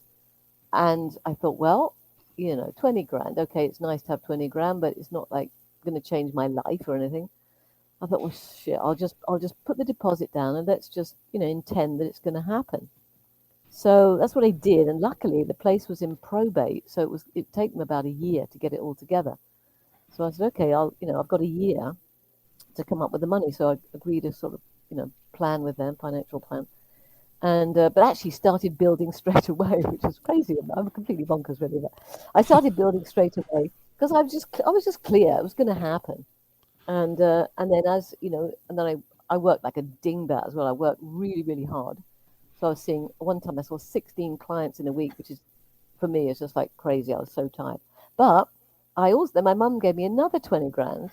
And I thought, you know what? It was just when crypto was just going mental, like, 5 years ago. Yeah. And I didn't know about crypto, but I thought, I started to listen to a few things. And so I put the 20 grand into crypto, not immediately straight away. But then it was just going up and up and up. And I was like, my God, this is crazy. And I made a shit ton of money. I put into some of it. This is the first I've heard of this, Helen. This is outrageous. I hear it here. Listen, this was all, as I say, this is not me. This is, someone upstairs, because it was crazy. I think I put 2,000 in Pirate Chain, and I would have made 60 grand. This is dollars, right? But 60 grand if my husband at the time hadn't said, no, don't sell it. And I knew I should have, right at the top. Yeah. Because I was really in the zone. Anyway, he didn't. So a day later, I said, "Oh fuck it!" It's all his fault. It's all his my fault. money anyway. So I got, but I made 30 grand out of 2 grand, right? So, and then a whole bunch of other stuff with the Bitcoin and this and that. I didn't know what I was doing, but it all just worked out. And so then I had more money to give to the land here, and I started. There was an old house here, so I started paying an architect who's a very good friend of mine now. To start building it and gutting it and building it and so on. Yeah. And so it went on, and then more and more people joined, and so that in the end, at the end of the year, I could pay it all off. And it is beautiful where you are, isn't it? Because you've sent me a lot of photographs. It's like a rolling valley with this. I mean, it's very sumptuous looking, and you just go, oh, that looks rather delightful. Yeah. It does, actually. Looks very delightful. And what you're telling me as well, that you can, or maybe you've done this already, that the houses that you're getting built there, many of them, I don't know, maybe all of them, the material is really wood, just pulled in just out of the forest or something. Is that the case? It's like a local building material to get things built, or am I making that up as well? No, you're not making that up. No. All right. We have 2 houses here that are made entirely out of wood. One was originally here. It's an old house. Yeah. Which the New Zealand people that joined us here, they're living in currently as they build their own house. In fact, they're going to build a house out of, what's it called, that aerated concrete stuff. All right. Is it called breeze blocks? Where you... Yeah, but breeze blocks, but you pump some sort of foam into it as it's being made, so they're super light. They float on water or something. Anyway, that's beside the point. But yes, wood.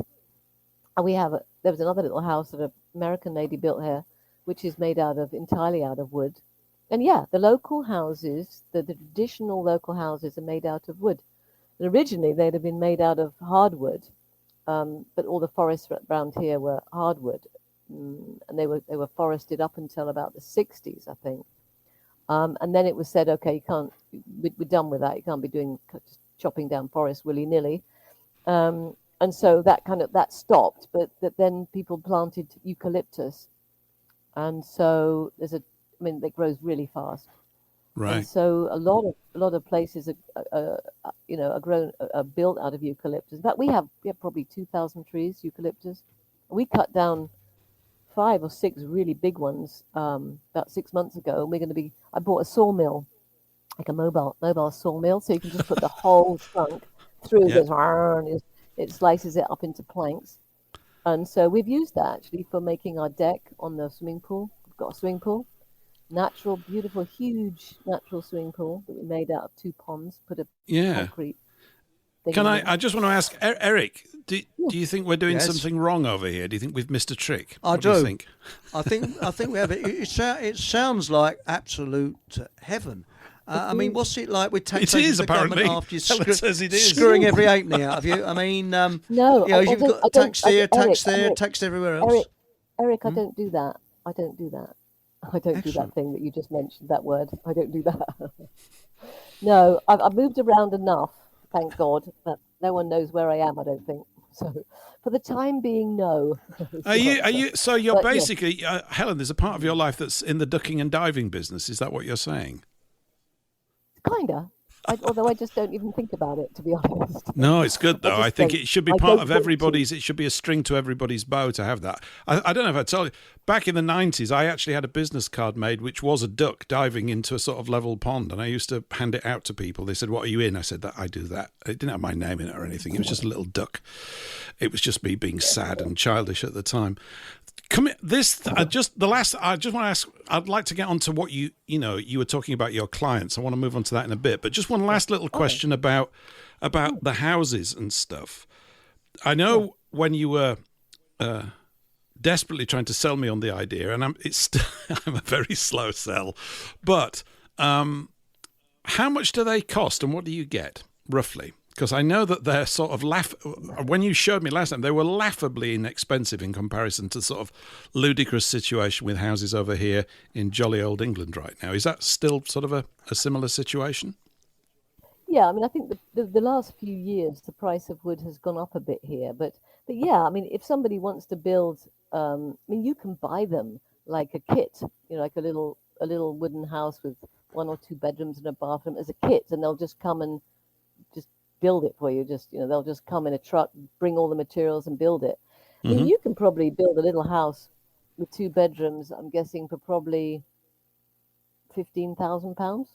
They're just for the house. I mean, Let's say that again. So 2 beds, 15,000 well, pounds. yeah. If you really the most simple, Yep. basic, this little house where you just then you put in a little bit of kitchen stuff and a bathroom and some tiles and whatever.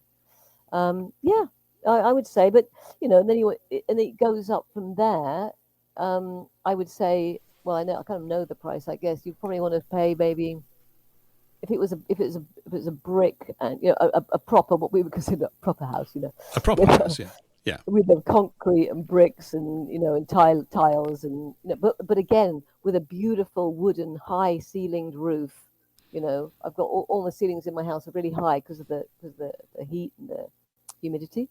You need nice high roof, beautiful, all wood, gorgeous. And so I definitely want to have that. That would probably be, I don't know. You could probably build something. Funny enough, I'm not building another house at the moment. I should probably know. You probably build something between 60 and 100,000. No, say 60 and that's thinking dollars. So say 50 and 80,000 pounds. Right. You could build a quite a decent house. I mean, a really decent house with a big wooden deck and 2 bathrooms and French windows, French doors, and yeah.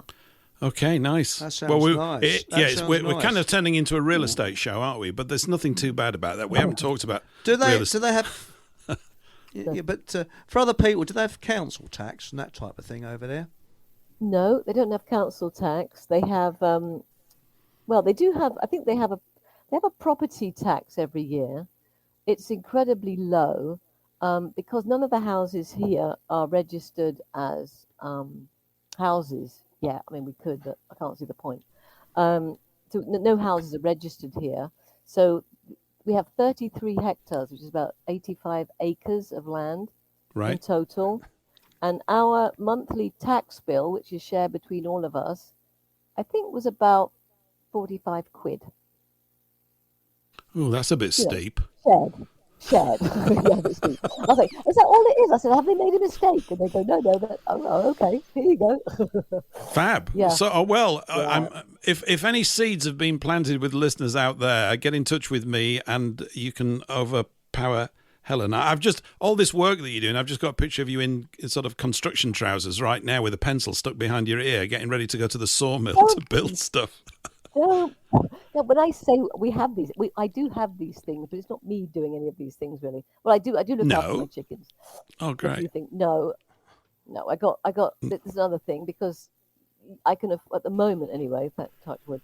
At the moment, I can afford to pay people, so I've got my wonderful guy Claudio, with whom we wouldn't really have this place, who's great, who just does all the stuff. He organizes everything.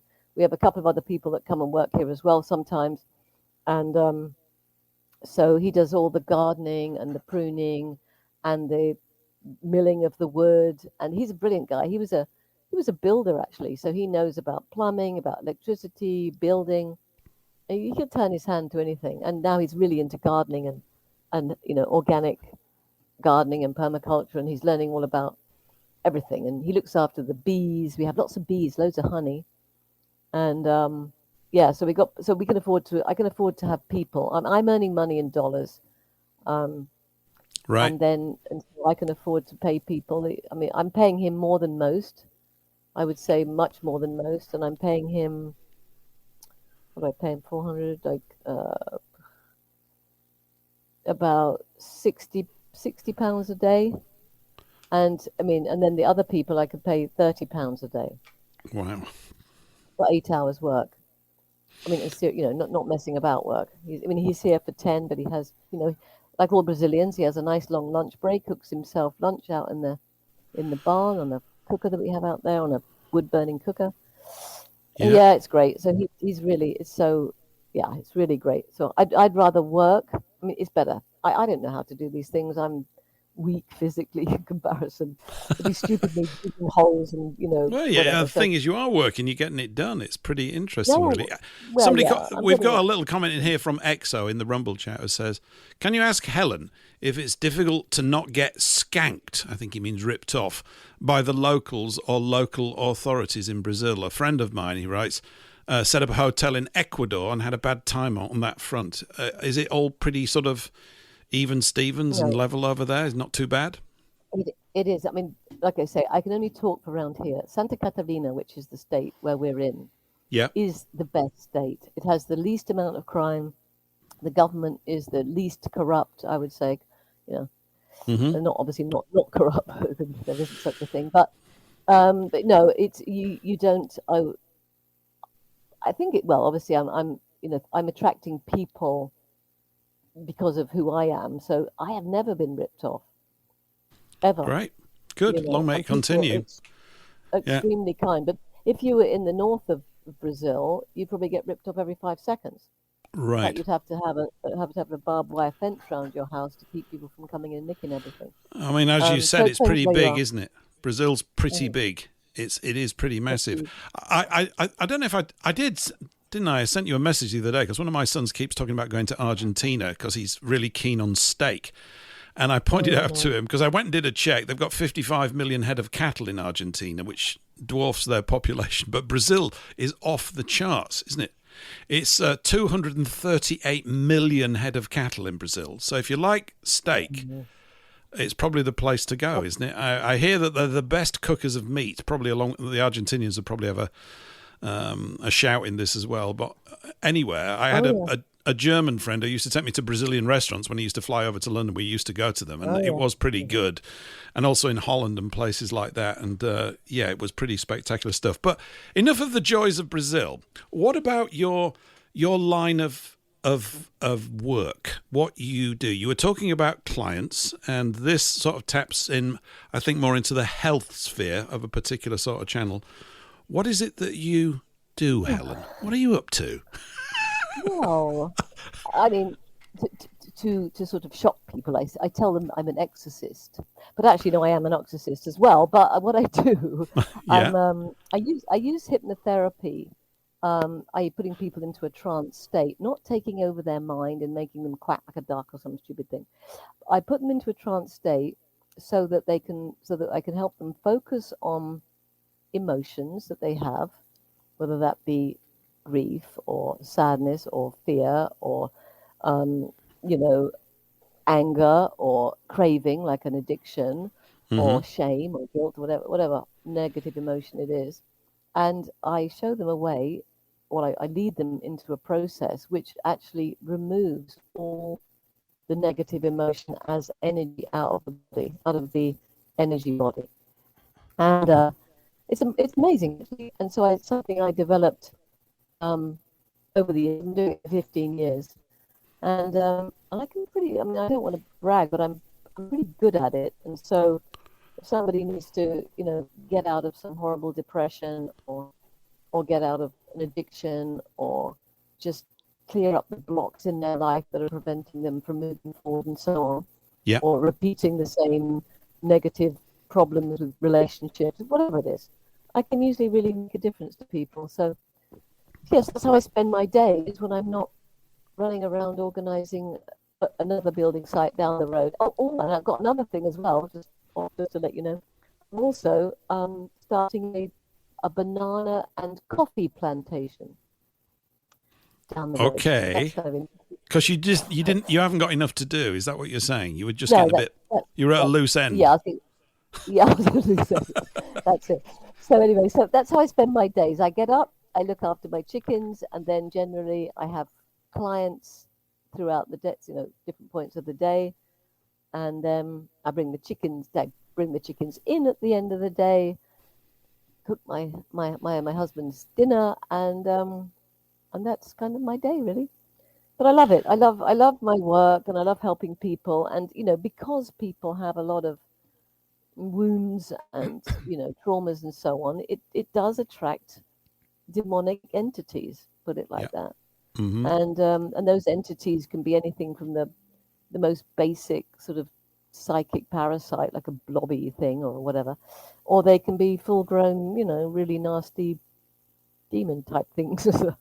And that's fascinating, because yeah, I'm actually writing a book. I'm actually writing a book about demonic possession at the moment.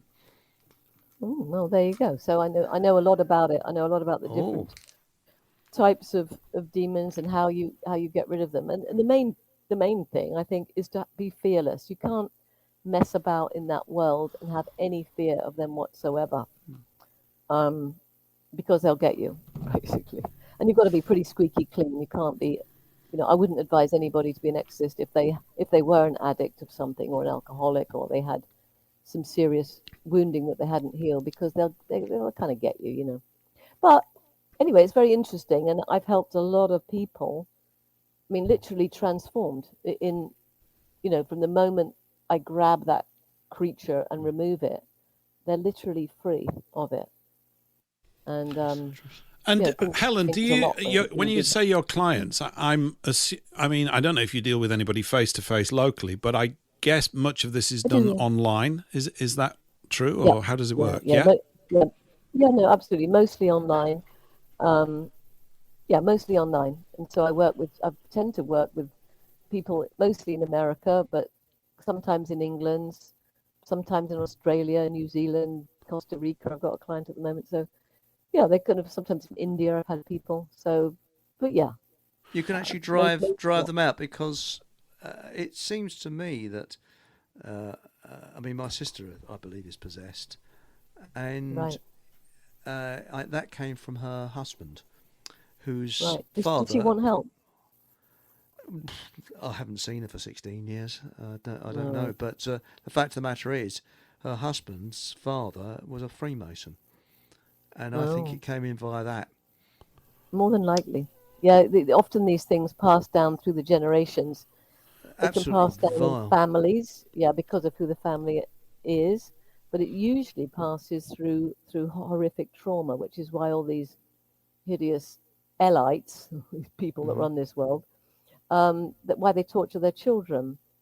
Do all these horrible things to them, raping them and this and that and the other, because they want to break them and to make them, if you like, create an opening where these demons can then take hold. And then it gets passed down, which is why a child that's been abused, sometimes they become the perpetrator. When you think, well, why would they do that? They've just had these horrible things happen to them. Why would they become that person? Well, why? Because they couldn't hack it. They closed off their heart, and therefore their love went into ego, and then they were joined by some entity or other, who basically says, hey, you and me, I'll make sure this never happens to you again. We'll be the one doling it out. And then you end up with, a psychopath. That's kind of, for me, that's what a psychopath is. It's somebody who's been taken over by a demonic entity, and it's a sort of symbiotic relationship whereby they're sharing energy that they're stealing off their victims. Yeah. They. So I know a lot about psychopaths. That's right. But they're also sort of emotional vampires, because after Yeah, that's what I visiting mean. my sister and brother-in-law, it took about 3 days to get over it. You were absolutely physically and mentally exhausted, and everything was reversed. Good is bad, bad is good. So anything that's good is bad. And what my brother-in-law used to love seeing was in the Olympics, if someone was injured and taken off on a stretcher, he'd be off his seat with laughter. Fantastic, absolutely great. Someone's been hurt. And it just negativity exactly. all the time. Well, that's demonic. That's what the demons do. That's why they're having a field day right now. Can you imagine this last few years? I mean, the demons are having a bloody smorgasbord. I mean, seriously, so much suffering, so much pain, so much. I mean, God Almighty. Well, Helen, is there a sort of clutch of commonality? What I mean is, of all the clients that you see, is there sort of one or two groups or types of client that come to you that follow a sort of atypical pattern? I mean, I guess it could be different for everybody, but is there sort of like common denominators amongst the groups of people if you put them into groups that you see? No? Funnily enough, just talking about psychopaths, I would say at least 50, maybe 60% of people that come to me are all fucked up, excuse the French, because of a psychopath, either a mother, a father, an uncle, or whatever, or or somebody who abused them in one way or another. Mm-hmm. I would say that's and the abuse. I mean, childhood abuse. It's people have no idea how much it goes on. So many people I work with that's happened to, both men. A lot of black men that I work with have all been raped. I don't think I've worked with I've worked with not that many black men, but I have, and all of them were raped as children. All of the black women were raped, and the white people, and the same with Indian women, all been raped as children, almost without exception. And then there's a load of white people, obviously, they're raped as well, and it's just it's unbelievable. And they're usually family members, and some often it was a secret forever, and they're sometimes I'm the first person these people have ever told. It's unbelievable. And again, that for me, that's demonic. A human being doesn't do that to a child, but a demon, oh my God, because they know that they can screw that person up for life and feed off them for life. Question. That's right. That is absolutely, you've summed it up. And also, they have this power of hypnosis, I think, because my mother, I think, was infected by it, because they're infectious. Very infectious. If you meet one as a man, you say you met a woman who was a demon-possessed psychopath. I mean, in the beginning, it's so exciting and so lovely, and the sex is incredible, and you feel completely like totally in love, like crazy in love. Don't have to eat, And then once they've got you, it's like having spiders Sounds webs like my around ex. you. Yeah. But then it starts, and then they start to demolish you bit by bit, hoping to finally eat your soul. Yeah, narcissism. Yeah, Helen, meet Paul. Helen. Paul's our American. Hi, Helen. Coast. Hey, hi, hello. Another Paul, just to confuse you. I'm the token USA guy. Oh, good for you. But I'm married to an American. I firmly believe that narcissism is a demonic spirit, because narcissists all exhibit the same behavior. It's like they're managing their life based on exactly the same playbook as every other narcissist on the planet. Yeah. It's ridiculous. I know, it's hive mind. It's demonic hive mind thing. Exactly. If somebody says to me they've just finished a relationship or still in a relationship with a narcissist, I can literally tell them how it went down, and they go, "How do you know? Are you psychic?" I go, "No, I just know, because it's all, as you say, it's always the same program, same playbook." Yeah. Yep. Yeah, it is absolutely. Yeah, and I guess Helen, and they're always the greatest. I'm sorry, Paul. No, you speak, Paul. Go ahead. I was just going to say, Helen, I guess you spot that patterning effect in our so-called would-be leaders of this lovely planet at the moment. Yeah. Oh yeah, absolutely. They're all demon possessed, bar about 1%. Oh yeah, that's why they sound so freaking insane and do all this stuff, and how they gleefully say, "Yeah, they're going to blow up the Iranians. Yeah. What are you talking about? I love it. I know. Absolutely. They all are. And I think there's no way. That's why, voting and all that's a waste of time, because there's nobody that's going to be allowed into a two-party system, or any party system really, that's going to be allowed in that isn't pretty much demonically possessed. And because they're not in the club, as he said, Yeah. That's amazing. It is. Well, I mean, I've learned a lot over the years about. I know Paul and I sort of differ a little bit on this, but a little bit. And I read the Old Testament as a literal translation of the Old Testament from the oldest version in Aramaic and things like that. And I recognized, for me, I know Paul hates this, but for me, Yahweh is demonic. He's cruel and vengeful and disgusting, and he goes and he says to all his little team that he snuck out of Egypt, telling them, by the way, to bring all their gold and silver with them, which is strange if you're supposed to be a slave. But anyway, he says, oh, we haven't got any land, so go over there and, just kill everybody. Go on. So they did, and then after a while they didn't want to anymore, so he goes, okay, we'll have a meeting. Got all the heads of the tribes together, and then he killed them, 250,000 of them, because they didn't do as they're told. And then we wonder why those unmentionable people are like they are. Well, because they were turned into psychopaths by being forced to go and murder and kill. And Yahweh, by the way, wanted 30% of the virgins. Not quite sure what he was going to do with those. Oh, and a bunch of wine as well, and the gold and silver, of course. Anyway, reading that book, it just blew my mind, combined with all the stuff I already know about demonic stuff and whatever. Yeah. I'm not going to necessarily disagree with you, Helen. I think there's just a lot to unpack. It's a big topic. I mean, we certainly don't have enough time to go into it, but we could always get you back on and we could go into that, because it's always good to have different points of view on the same sort of thing. There's all sorts of analysis. I continue to read on that topic and go off for a walk and go, I've not thought about it from that point of view.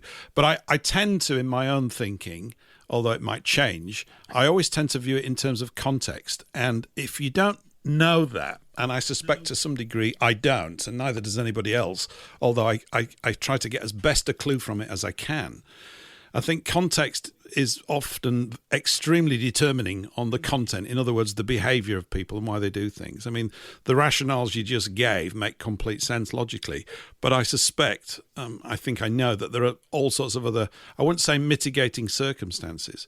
There are all sorts of conundrums as well, like, why would it be set up down here in such a mess in the first place? Why would it have to be such a mess? I mean, I can't tell you what it is, although I've got probably 15 different explanations of it, and I still don't know which one's necessarily the right one, but I'm quite willing to look at all of them and keep asking questions. Yeah, I can see why you would say what you said. Yeah. Yeah, exactly. Well, I think the Gnostics figured it out. They said that the archons, who are these otherworldly, interdimensional, whatever, demonic creatures, showed up here, and they created what they called a bad copy. And so they created this realm as a bad copy of the original, trapped us, people with souls. I don't actually think everybody has, people with spirit, I mean. I don't think everybody does have a spirit, personally.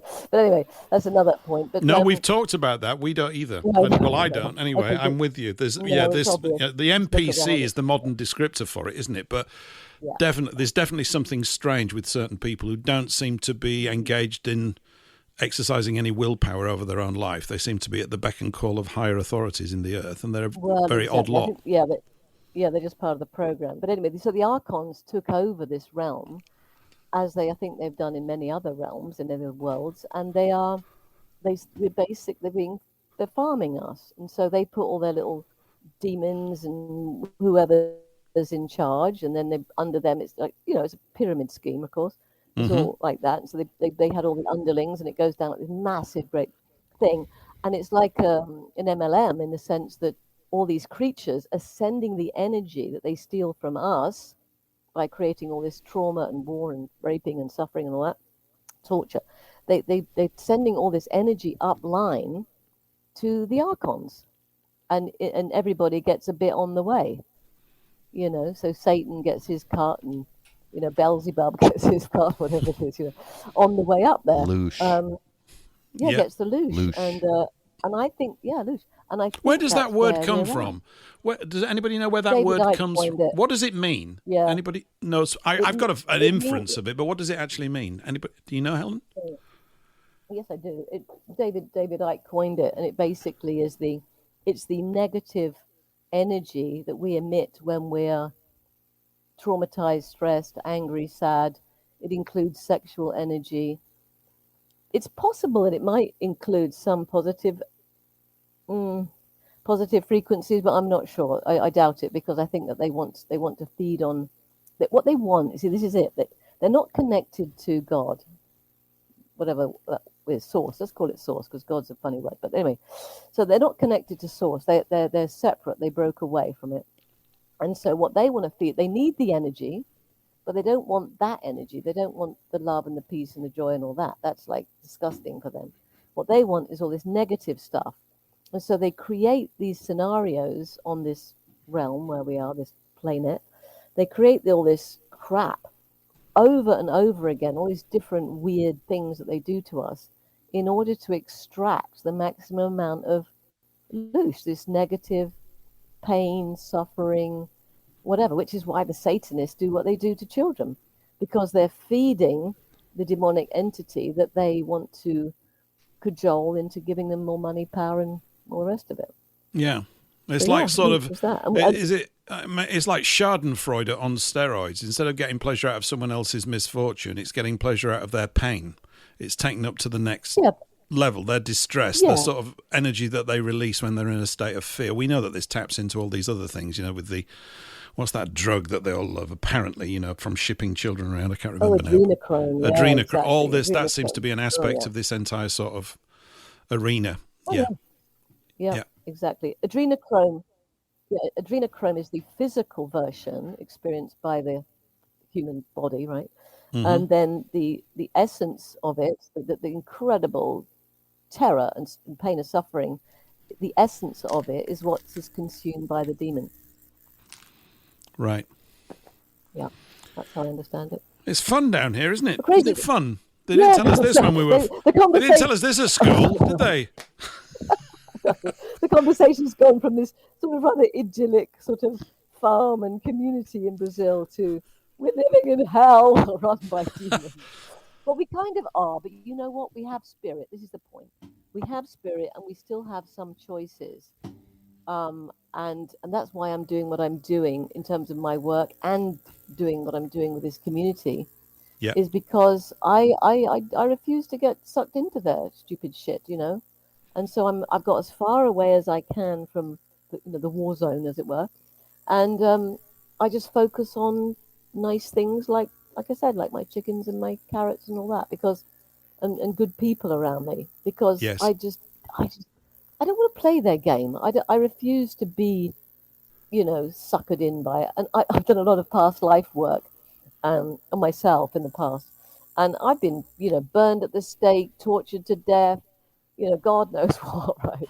And I don't want that to happen again. So I'm going to just, lay low and enjoy myself and aim to get out of this crazy bill. That's a whole other subject we can talk about another day, is how do we get out of the karmic cycle of, get recycled, born, get, over and over and over again. I think I know how to get out. Well, let's see. I'll let you know if I get out. I'll give you a call from the other world. No, we must do a show on that. I would love, obviously, I'd love to have you back, Helen. I mean, absolutely. I think we were just talking earlier about, the idea of acting, and to some degree you are acting, right? What you were just talking there about, chickens and being in nature. I remember reading this thing by a copywriter who obviously was immersed in New York City in the 20s. He wrote this whole book on copywriting. I've forgotten his name now. It might pop into my head. But it's a brilliant book if you're into that kind of thing. And when I was in my 20s, I was, and I got a lot from it. But the book ends on this really interesting note, because he'd spent all his life living in sort of business space and administration and working out facts and reasons about why people should buy toothpaste. And he was very good at it. He was a pretty honest sort of guy. Claude Hopkins, that was his name. But at the end, he said, for a writer involved in advertising, the most important thing is that you live in nature. It was really odd. It was completely the only sentence in the entire book that was like that. But there is something about being connected to the beauty of the creation. And I think, you know, if you look at how we operate now, we've been cubicled. You go, no, I haven't. I go out every now and again, but not to the degree that we used to. We're not sort of out and about on the land to anywhere near the degree that we used to be and feeling part of it. This is just part of this entire sort of process of the commercialization of the world. But Helen, we're coming up to the end of the hour and the end of this slot. It's been fantastic having you on. And I'll speak to you again after this. And we'll have to have you again, and we can work on a few other bits and bobs that I want to talk to you about, which would be great. And we'll have to have you back in a few weeks' time or whatever. That would be great. Been good. Fab. Well, I look forward to it, my darling. All right. Well, see you guys. Nice to meet you all. And we'll talk again. We will. Fantastic. Helen in Brazil there, everybody. It's fantastic. Thanks, Helen. We're coming up to the end of the second hour. We're going to leave WBN now. So if you are a listener on WBN 324, you want to carry on listening, you can go over to paulenglishlive.com and pick up either the Rumble link or the YouTube link. There's even a radio player on that page as well, so you can hear us there. But if you like to do a bit of chatting and typing, get over to Rumble or YouTube. Here's a little song I heard the other day, and I'm going to play it and then I'll tell you where I heard it. We'll be back after this.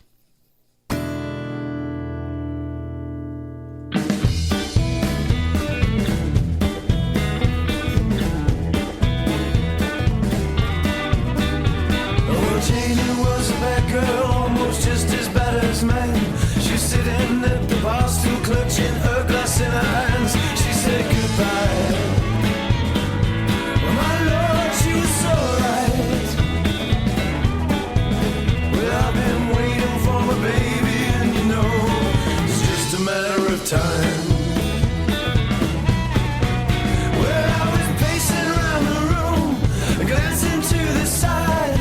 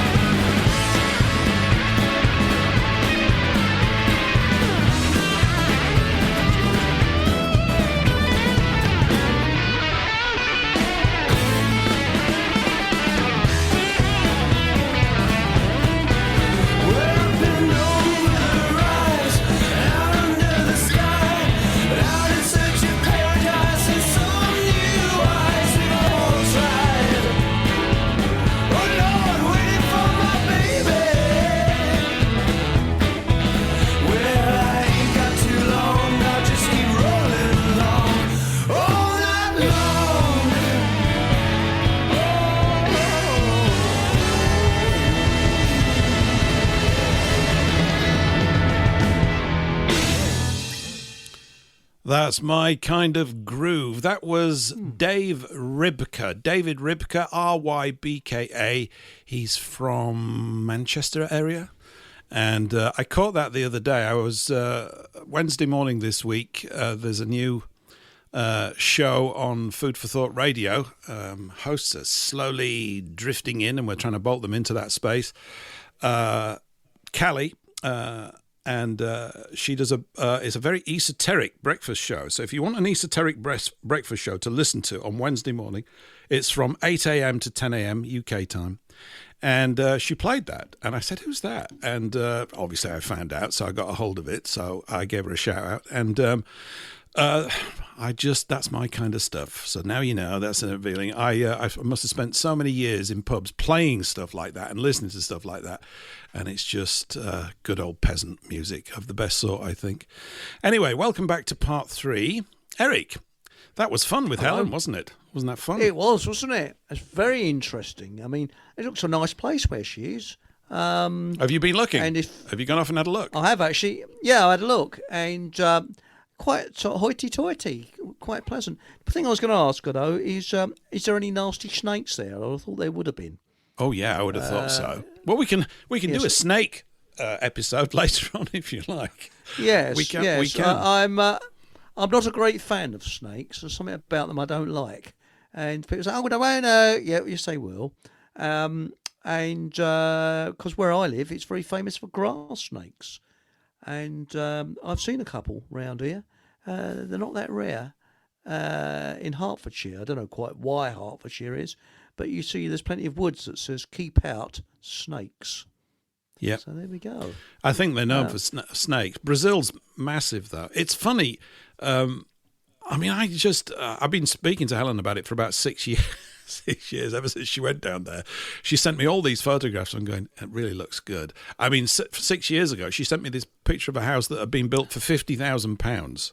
It was ridiculous. Wow. I just went, it was a detached 3-bed with this fabulous sort of lounge and everything. I'm going, what am I doing here? And then I think, but I love fish and chips. I like whining. I like the rain. I like the change in the seas. I do. I mean, I'm institutionalized now and glad of it, to be quite honest. You know, it could have been far worse. And but I won't mind going out there. Florianopolis, which is a lovely sounding word, isn't it? Florianopolis. It's a bit grand. Florianopolis. It's not like Keighley, is it? Or Cleckheaton or something like that. No, I live in Florianopolis. If you go and look at it, it's reckoned to be one of the best places in Brazil. So she's just outside of it, and it's a sort of city type space. They speak Spanish and Portuguese. If you don't speak either of those, you're not going to get on very well. Some of them speak English, which of course is completely wrong. They should all be speaking English. I mean, good grief, you know. But apparently, it's one of the best areas. Pardon? Basically, just shout, just raise your voice. I am they should English. Understand. Where's the car? Get me a taxi. That kind of thing. Yes, that type of thing, you know. Yeah. But you know, things like it do have romantic names. I mean, you couldn't think, you know, that record, was it "I Left My Heart in San Francisco"? Yeah. Imagine "I Left My Heart in Bognor" or "I Left My Heart in Birmingham." I'm not far from Bognor, you know. I'm not far from good old Bognor. I'm not. I sometimes used to ride my bike through good old Bognor Regis. What's the king say? Yes. Bugger Bognor. I always thought that was really rather. It's a funny name, isn't it? It's not. Bognor Regis is not Florianopolis. Royal Bognor. That's what it means, isn't it? I don't know. They must have loved it. Yes. Yeah, they used to come down and take their holidays here and go paddling, I suppose, something like that. Yes, and not far from where I live, you can look it up on the map. There's a place called Trotter's Bottom. Mm-hmm. Seriously, as Trotter's Bottom, and it's an actual place. No, I think that there's also a signpost to a secret H-bomb shelter, which is not so secret if it's signposted, is it? No, it's not. Anyway, look, I like that. I like the song afterwards, and just on music stuff. I don't know if I mentioned it last week, but I'll mention it again. Mark Byford, the bowler hat farmer, who's now down in Somerset, and I think just about settled in. He was filching somebody else's internet connection. And there was a sort of metal sheet on the wall. Maybe I said this last week, you see. I've only got some number of anecdotes. But I think he's getting it improved there. His show on Tuesday was quite fun because he couldn't get into his own studio because his internet connection was so bad. So it took him half an hour to get in. And another Paul, they're everywhere. There's just an absolute plethora of Pauls, isn't there? They're just all over the place. Anyway, another Paul, who's a farmer, really jolly guy, was talking on air. I found it quite funny, actually, because these things are going to happen. He's going, am I on air? I couldn't get in the studio because Mark controls it, but he couldn't get in to let me in. So I was typing away, yes, you're on air. And he had some sort of machine running in the background. So it really was very farming and industrial was the whole thing for the first 30 minutes. They also had a good chap on called Graham. Very interesting guy. I'd love to get on this show, actually. And in fact, I'm going to contact him. I've spoken to him briefly. He's a pastor, a vicar, specifically for farmers. He's like a vicar for farmers, or what would you call that? A farmer's vicar? That's what he is. A farmer's vicar, really? Yeah. I never heard of that. Well, they go through a lot, you know. I know everybody knows it in general terms, but they do. They're incredibly challenged in all sorts of ways. It's a particularly unique, distinctive sort of way of living, and they suffer a lot at times, particularly under the current sort of situation. And one of the things that's coming across is the support that they've got from the people, which we need to obviously keep amplifying and make concrete in terms of actions. Yeah, anyway, Graham used to do a radio... where is he? I think he's out in Norfolk. And he used to do a radio show, and he had to sort of get up at 5 a.m. to go down to this recording studio at Felixstowe. And I was speaking to him a couple of weeks back. He said, will I have to go somewhere at 5 a.m? I said, well, only the toilet or something. You don't have to go anywhere. I don't want you to go anywhere. I said, no, we're just going to get you set up and you can broadcast. So hopefully he's going to start doing a show on Sundays in a few weeks' time once we've got him tooled up. Sort of like 10 to 11 in the morning, which will come on before Rhea Bowes' show, which runs on WBN and across some of these stations that we're developing here. So it'll be like, it's typical, you know, it's going to be a Sunday morning thing. He's not really part of any church. He's more like a floating advisor and guide, and he's just a really great guy. Lovely guy. Yeah, just a lovely guy. Really a great guy. And, you know, he knows what they're going through, so he can talk about it in terms of personal experience. He understands farming a bit because he's been around farmers for ages, which is good. Callie's show that I just mentioned as well was really interesting. She played that music. She also had a comedian on called Jimmy something or other from Wigan, or the Wigan Jester he's called. The Wigan Jester. And it was early morning, so he dropped a few F-bombs, but he said, I shouldn't really be swearing on the moment, on the morning. I'm going, no, families are listening. Actually, they're not at the moment. The idea would be that we might want them. Although how many families want to listen and tune into esoteric stuff, I don't know, but I found it fascinating. Really good stuff. And so it's just slowly building. Things are just building up and people are having a good time. That's the most important thing. Hopefully we can keep it going and get more and more people behind the mics. There's I spoke to another guy yesterday from the Sovereign Society. He's due to be getting started in a couple of weeks. A guy called Carl that Mark knows. And there's a couple more coming along. And there was a lady... Excellent. Yeah, an American lady was a guest on a show on Wednesday, and I just got a message this afternoon. She'd like to have a show. Can she have one? I'm going, if there's space, yeah. First come, first served. So anybody out there that has got the urge, you want to get behind the mic or you want to come on as a guest or anything like that, get in touch. Seriously, the more of us that talk, the stronger everybody's talking becomes. Well, we don't want just a few voices. We want a lot of them. That's right. Yeah, it's much better. And we want the right stuff as well. You've got to have the right stuff, everyone. Yeah, you've got to have the right stuff. And I think that should come into terminology now. We get that because I think they want this agenda 2030, and this is what you read out, what that chap wrote was brilliant because they're all in on it. Russia, the lot, they're all in on it.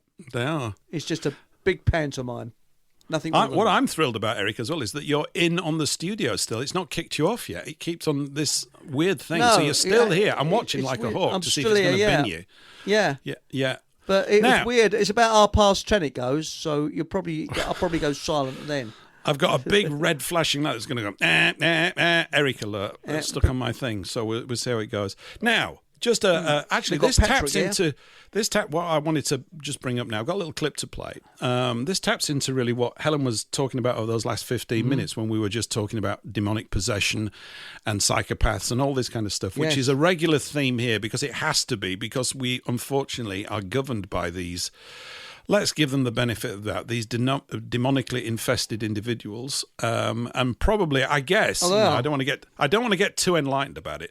But if we knew their backstory, we probably could see why it's happened. In the end, we've got to find a way to actually reduce this massively in some way, or isolate yourself from the terrible effects of it. Well, I think that Masons allow portals in, because we don't know what they get up to with these secret rituals, but I think it's a form of witchcraft, and black, very black. Yeah. Because I've noticed most things that are connected to Freemasonry, there's something odd, very, very odd. It has an unreal atmosphere to it. There's something artificial about the whole thing, as if the people involved are slightly glazed over in sort of some semi-hypnotized way about things, and that's probably the lower level. Perfectly. Yeah, You summed it up perfectly, and over nice in a false way. Yeah, there's not. You know when you're with a genuine person, because you're genuinely with friends when they're insulting you, really, and laughing about it. That's when you know you're kind of in. When you're on a similar wavelength. But when people are being excessively well-behaved and polite all the time, it becomes a little bit irritating, doesn't it? You want to see people, metaphorically, with their trousers down in public, if you know what I mean.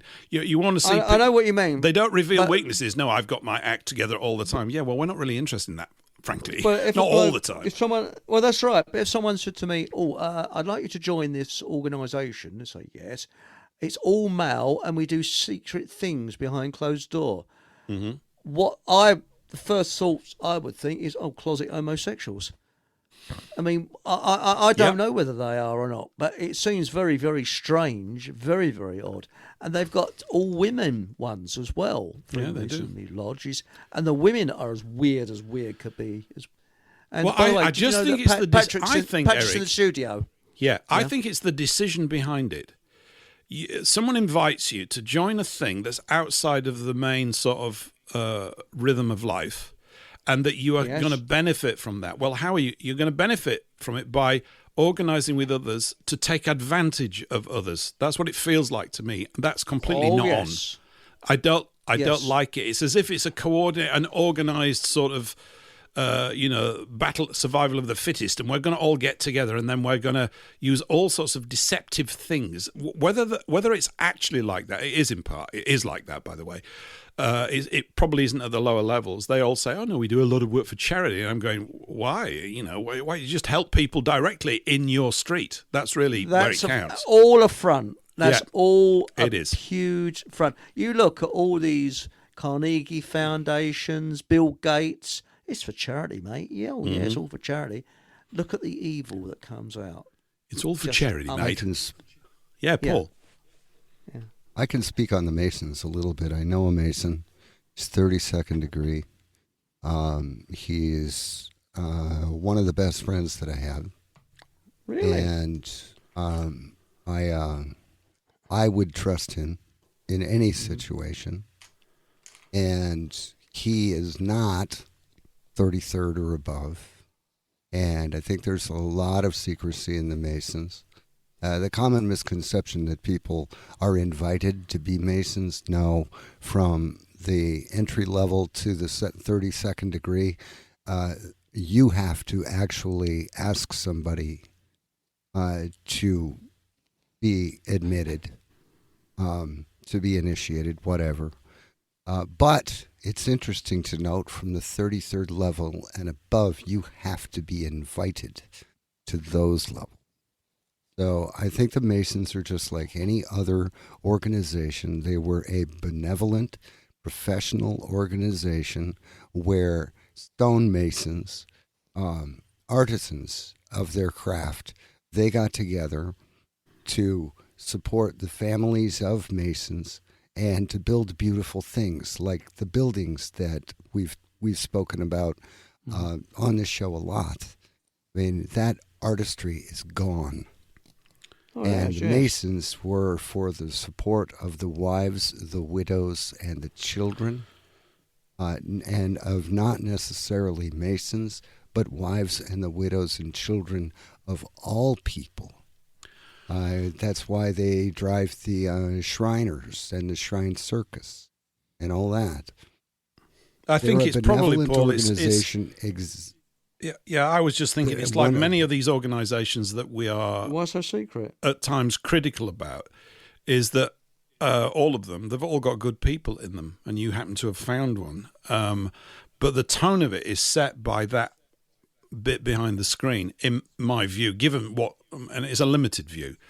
But, you know, this is just me, but my personality type is I don't want to join a club like that. I never would. I'm immediately... Same here. Sort of like, no, I'm a peasant. I know my place, and I'm glad of it as well, because I think it's almost like it's the most naive, and therefore, I'm not saying it's easy or anything, but the idea of acquiring worldly power, and many of them go in for that. Local ones, they do. Oh yeah, we've got this business club and this, that, and the other. It doesn't come across as being sound to me. But everything you say about the history of the buildings is absolutely true. I mean, somebody said that they were called Freemasons. I saw something recently that free was a name of a type of stone. There was a type of stone called freestone. And that they use this, yet again, I can't prove any of this. It's just another anecdote that could probably drift off into the ethers. But you're right about the buildings. We talk about all this. There's been some sort of technology or skill set has been lost. And my view is it's because of this element that's come into it and at certain key points perverted. Just like the Fabians have picked every Labour Prime Minister and pervert all of these other things because there's this hidden demonic agenda that's in there that's about the destruction of things, not the building of it.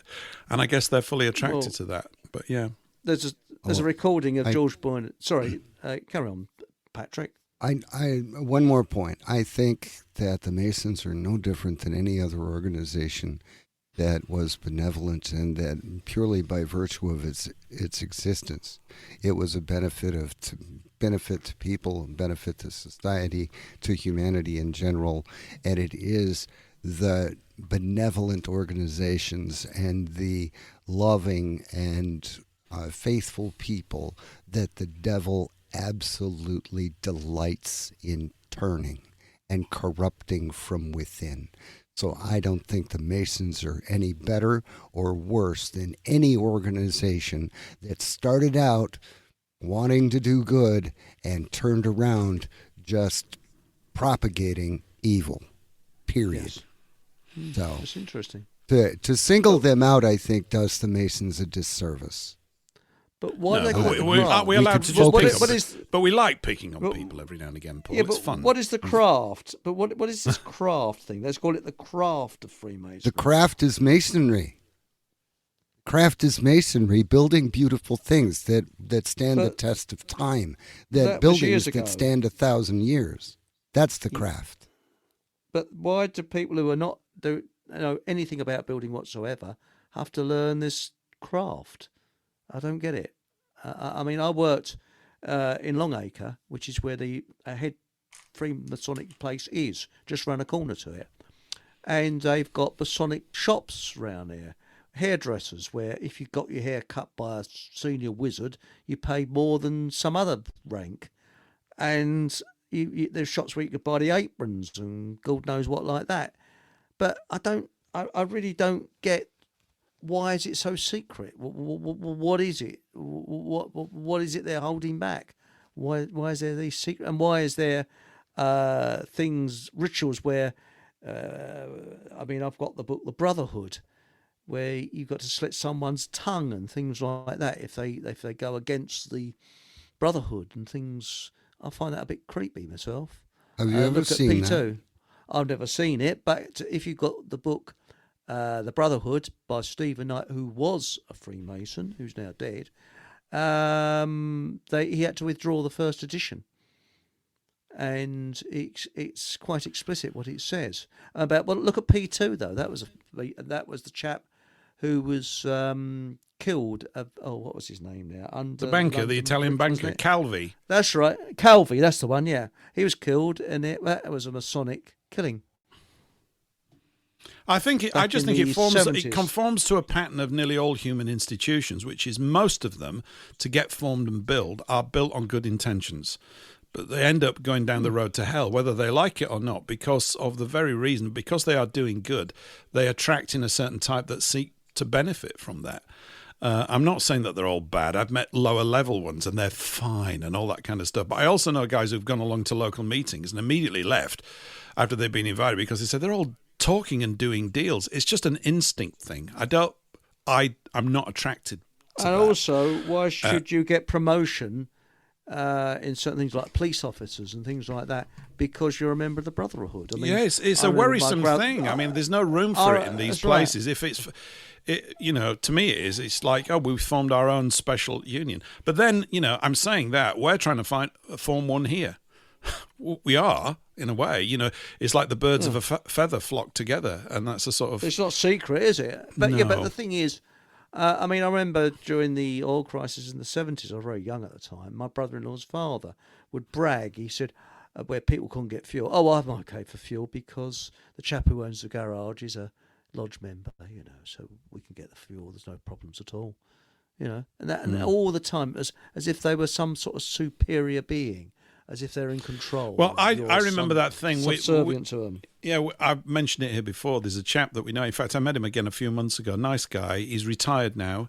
A lawyer, a barrister, passed, got the bar and everything and ended up, he might have at the ends of court. Really bright guy, lovely guy. And when he passed in 1967, when he passed his exams, the guy that he was with turned to him and said, well, now that we've both passed, because they'd both spent 5-7 years or whatever it was studying together, he said, I think it's time for me to invite you to my lodge. And he thought about it for about 20 seconds. He went, thank you very much for the offer, but I don't think I'll take you up on it. And he said, if I had have done, he said, I would have had an easier time of it. And he also noticed that, he noted and said to us, he said, there were certain cases he was in where he knew communications were taking place that were resulting in much lighter sentences for people. Therefore, whose law is it? Well, it's ours now because we've covertly, we've suborned it. We've perverted it in a certain way. Well, again, I don't know how many there are in the world, and they're not all bad. But once the thing goes that way, it's like it's human institutions. It's tricky. I've witnessed quite a bit. I've never had anything to do with Freemasonry, but in architecture, there's a lot of them. They're sort of second most highest profession in Freemasonry. Yeah. And I've noticed people getting promotion and things like that because they're a member of a lodge. I worked in an office where there's only 3 of us that weren't Freemasons. The rest were Freemasons. There's about 20 blokes there. Maybe we should form the non-Freemasons. Yes, that's an idea. You don't. If you're not in it, you're in. If you're not a Mason, you're in with us by default. Yeah. We don't have any meetings. You don't have to do anything, but it's great. There's loads of numbers of us. Now, just slightly changing tack, but not really. Graham Linehan. Does that name ring a bell with you? You know of Graham Linehan? No. You will do when I tell you what he did. So he was one of the co-writers of Father Ted, which is an amazing. Yes.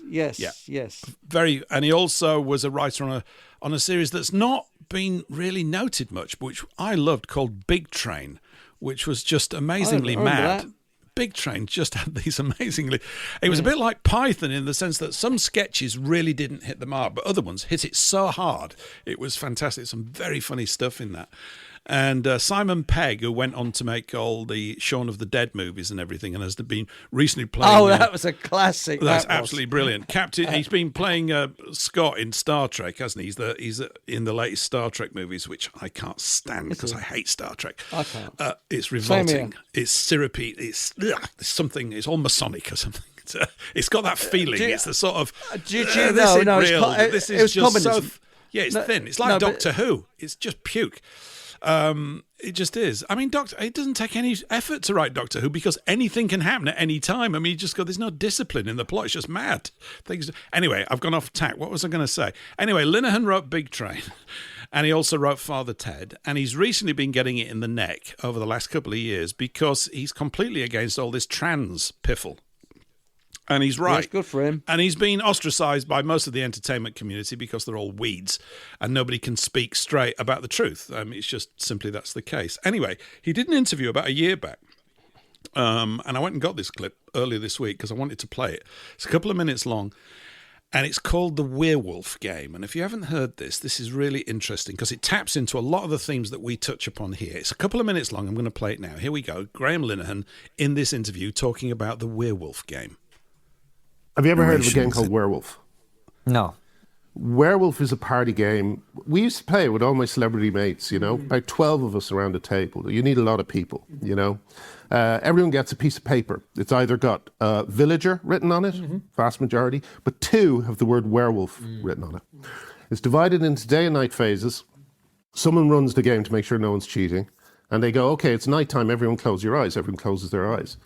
Then they go, werewolves, open your eyes. The 2 werewolves open their eyes and they see the other one and they give a little thumbs up to show that they've clocked each other. And then the woman says, werewolves, choose someone to kill during the night. And the werewolves go, right. They say, okay, everyone close your eyes. It's morning time, open them again. During the night, Francis was killed. The game then becomes... Predictable. You always get rid of the badly written character first. Mate, you'd be the first to go in any scenario. That's exactly. Just a fact, exactly. But no, it'd be the black character first, then me. Yeah. So basically there's then a conversation, and this is where it gets interesting.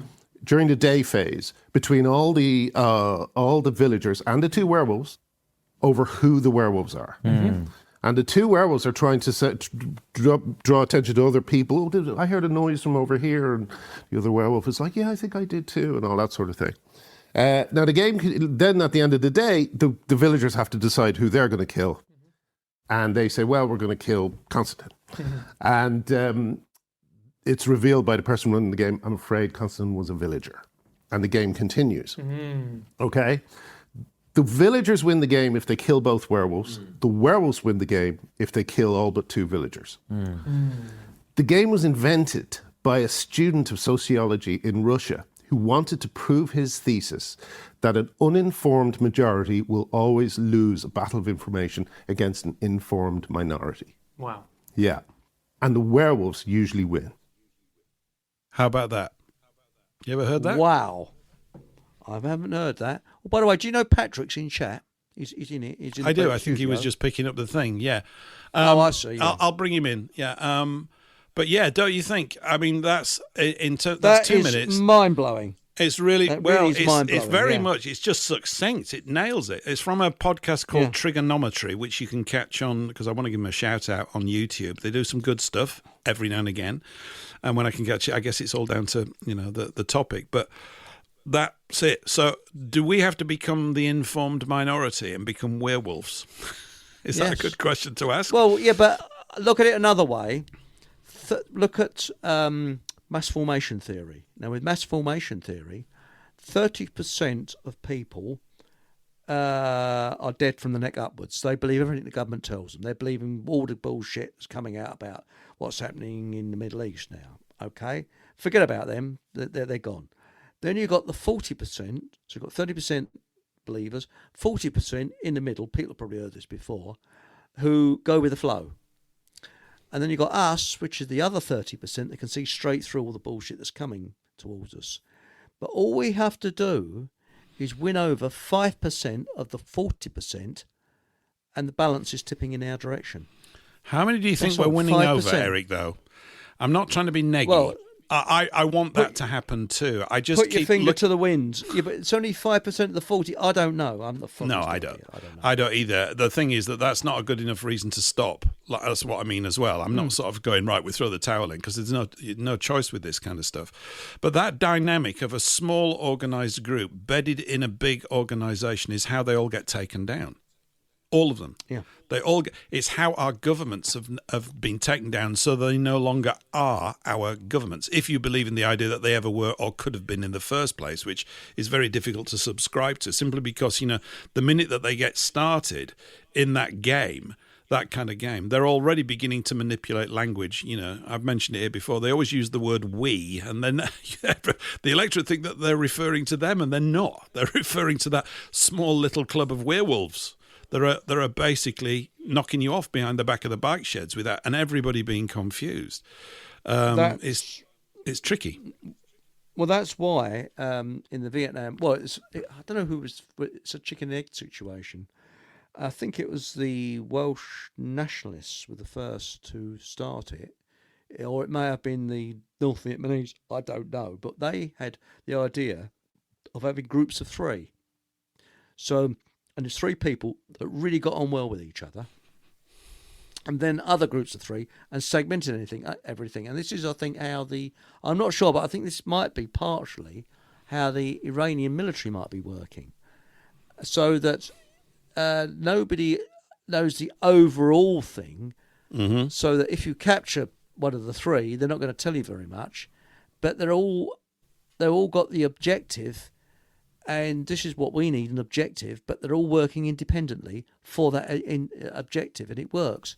And the IRA copied the Welsh nationalists, I believe, in that idea, and the Vietnamese used it, and look how effective they were against the Americans. They were incredibly effective because they worked in groups of threes. So that's, I think, is something to think about. Something cannot be taken over fully if people are working in groups of threes, because it's a similar thing. Yellow Vests may have done it, I don't know, but they may have actually had that idea before they were basically taken over. Perhaps they didn't, I don't know. I guess looking at all these sorts of little clusters of attempts throughout history, and there have been many, we're not the first people to be aware of the fact that things are not quite right in the forest, as it were. Yeah.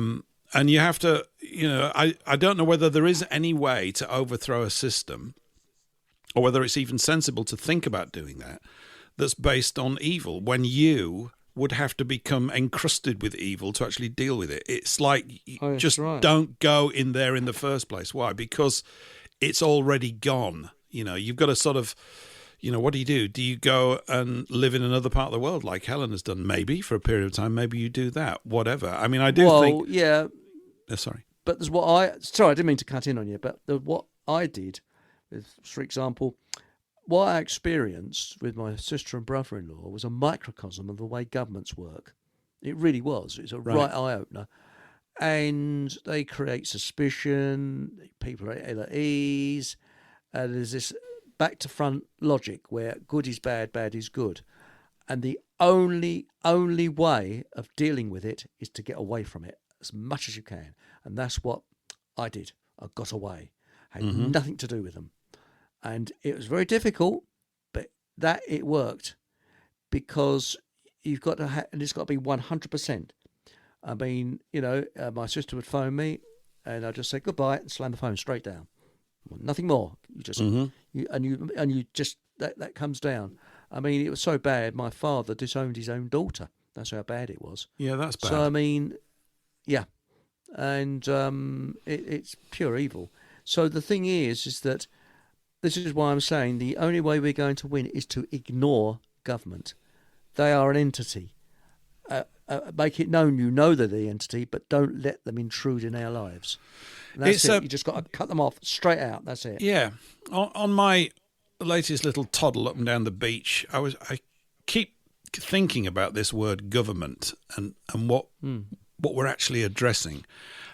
I suppose, and this will change all the time every time we talk about it, it just happens to be the way it is, but we are referring to, are we not, this organised system within so-called democracies where people are appointed into positions of power. If you think about it on a normal human level, you do have a government, which is you. You're the one that's supposed to govern your own mentality, right?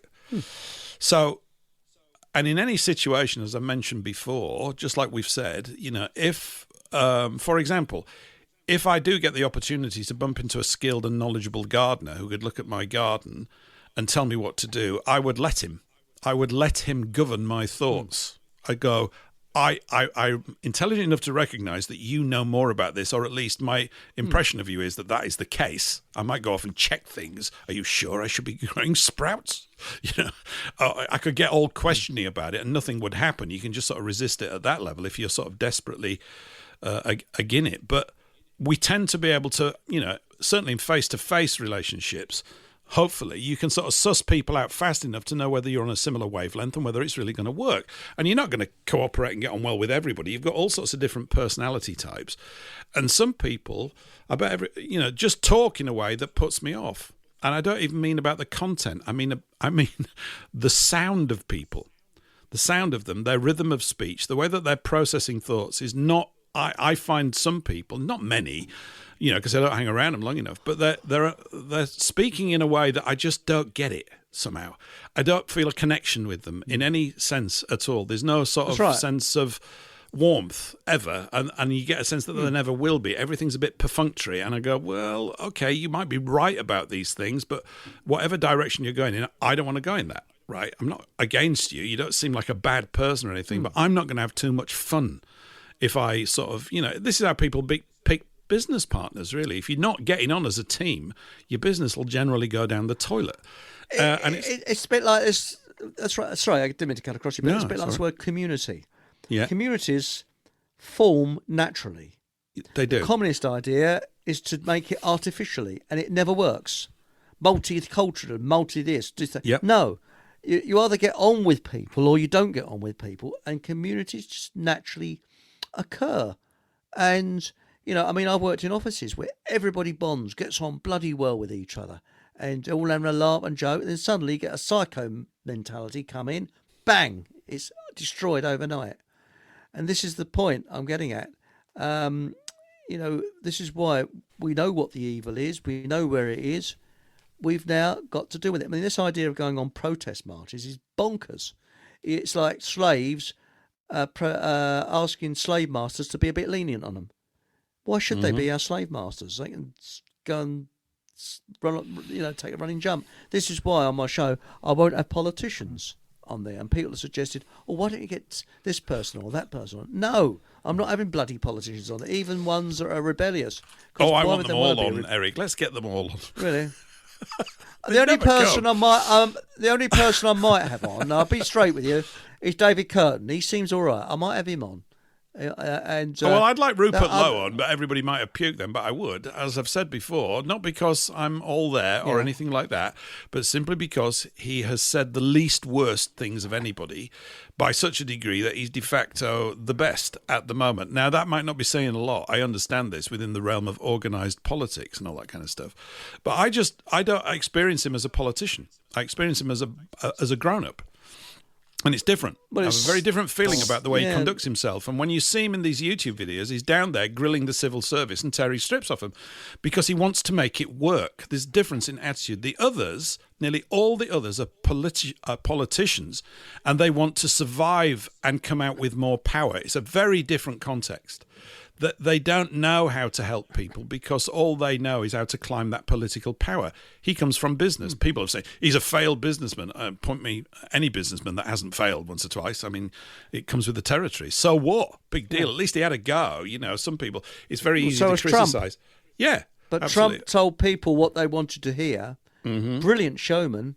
Yeah. Now look. The trouble is, he had a great production team around him. Hi, Patrick. Good evening. Welcome to the show. Hello, Patrick. Hello. I was going to mention, what do you think of Nick Griffin? I see he's in the Telegram quite a lot as far as people posting stuff from politicians. He's not anymore, I don't think. He's not running for anything. But have you ever talked with him? No, I know Andy has, and I have once or twice, and I've got him down potentially. I've just got to get my finger out with all sorts of things like this. I wouldn't mind having him on. It would be great. I mean, when I know he knows this as well because he said it. This is not. It's just an observation. When anybody that gets him on, it's Nick. Nick just takes over. And because he's got a lot of sensible and right things to say, he does. So it wouldn't really be an interview. It would be giving him an opportunity to express it to a different audience. And I'm not against that either. I mean, we've got some time left to say all sorts of things. I mean, it makes for rather sober listening, and that's because he says a lot of truth. I mean, he's talking about this nation already gone, and therefore we need to start looking at how we protect ourselves and what we do. And it was a few months ago when he was talking about what people in our situation have done historically. And by our situation, I'm talking about really all of the countries that loosely were called under Christendom. when they're invaded by aliens, and of course we're not really being invaded, they're being brought here by that traitorous class that's embedded within the government and bureaucratic structures. They're doing this on purpose. The indigenous people basically leave the cities, form their own natural communities and networks away from the cities. Of course, it's more difficult in England because this place is not very big, right? And it's covered with roads. You can just get to anybody so fast around here. It's not as if you can go off and hide out. There's no hideout place in the desert. We don't have anything like that. But I think experientially, that's what people would do. And he's talked a lot about that. And it makes sense, from a pragmatic point of view. It's hard to hear in the heart. It is. There's a part of me emotionally doesn't like it. And I'm going, yeah, but what I like and don't like is not really important in the face of what is actually occurring. So I think he talks a lot of straight sense. And the fact he's also, as the years go by, he's been proven to be right far more often than anybody else. I'm not saying he's perfect. I don't know his entire track record. I know they've got all sorts of probably sordid linen that shouldn't be aired in public, with the BNP. However, what's his name? Farage, the great cigar-chomping, beer-swilling spiv, who I wouldn't mind having a beer with, although it's just the Nigel Farage show with him. It's just ego on legs now. He's just completely mad. Farage's greatest thing he's most proud of is destroying the BNP. Why? That's it. You didn't build anything. You destroyed something. We know why. We know why. Because they were getting power. Yeah, there was a chap, though, that was, I can't remember his name.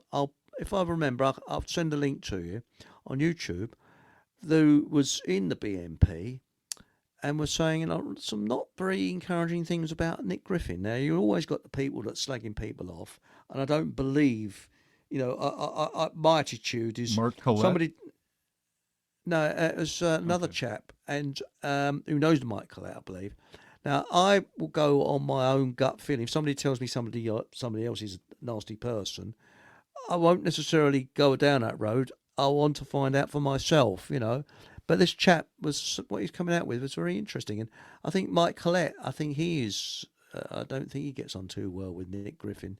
That's what I was referring to. But when this I talked chap about was saying that dirty he destroyed... linen being aired in public. There's all sorts of stuff in these spaces, and I think the problem with that as well is that the drama is a massive attention magnet. People get sucked into dramas all the time, and I'm not saying that doesn't mean that they're serious. They are. But you end up sort of spending, I finally found this thing out. Yeah, but you could have spent the last 3 years building something or doing something. I mean, you've got to, these things sort of suck you into a vortex of drama. You become almost like a vampire it's like for it. It's like the protest movements don't ever really accomplish anything other than drawing attention to themselves. And it doesn't seem to have like a plan of action that follows through politically that can be done. And it doesn't influence the politicians at all, really. If anything, it just makes them hide what they're doing even more from the public and keep it all hidden. You were talking about Freemasons and that kind of thing earlier, and then you were talking about three-man units and all this kind of stuff. There's a book that was written back, I think, in the early 80s by James H. Billington. He was our U.S. Librarian of Congress. And it's about the revolution. It's called Fire in the Minds of Men.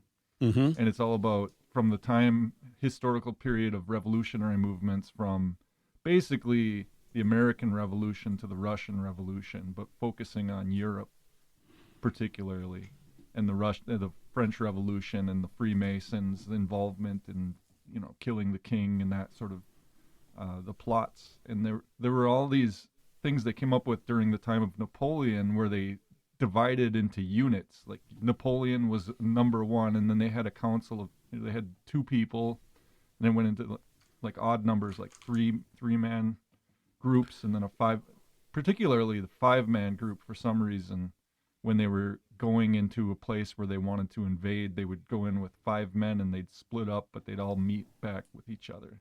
Right. And it's a clever way of doing things and keeping it. What Eric was saying earlier about that, where you can do a lot more if you're coordinated with people. And it seems like they were whoever, Freemasons, they're good at coordinating. They're good at getting together people and mobilizing. That's where they were key in the French Revolution. By now, it's become an obsolete movement because we already know the mask is off behind the power of the people behind the Masons. I'd say the B'nai B'rith, like here in America, the Anti-Defamation League. Yeah, it's just they're the ones that take control. The people in the fez hats, riding the little cars and parades, are really innocuous, and you know that they don't make much of a difference besides paying dues. I think that it ends up being that's the real problem. I mean, but that book you should pick it up. It's called Fire in the Minds of Men. Yeah, I've noted it. I think I might have a Interesting. copy somewhere, a PDF, but I haven't read that one as yet. I think you mentioned it a couple of years back as well. So thanks for bringing that up, Patrick. Yeah, James Billington with a double L. Yeah, I'm sure. James Now- H. Billington. Yeah. I've sent Patrick. I've sent yourself and yourself, Paul. I Yeah. found that video, and it's on what is called the Daily Agenda. It doesn't say what the name of the fella who's talking, his name is. It's on Telegraph. I've sent you through. This says, "Was Nick Griffin always a secret state agent?" So it's a very interesting, and the bloke goes on for 15, almost 16 minutes. Who was in the BNP, but it doesn't say anywhere where his name is. So I don't know who he is. So whoever it was, I don't know.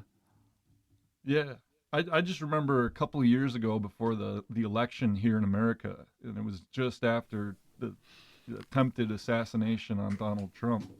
I was following a fellow that would go to Speaker's Corner, and his name was Nicholas Cotton. And actually, Paul and I, we talked to him. We were trying to get him to do something. I like Nick. He was great, very lively, but he's disappeared. He's for now. He's laying low. Yeah. Yeah, it comes and it good. goes. He was good. He was very good. He was good. Yeah, he had interviewed Nick Griffin, people of that nature, and I think that he was onto a lot of interesting things. Like for instance, the Epstein thing, and how the blackmail of the politicians and the royalty were being used to create warfare. Yeah, and that's what they do, is they blackmail you so that you are compromised morally, so you can't stand up to them when it comes time to go to war and break the law.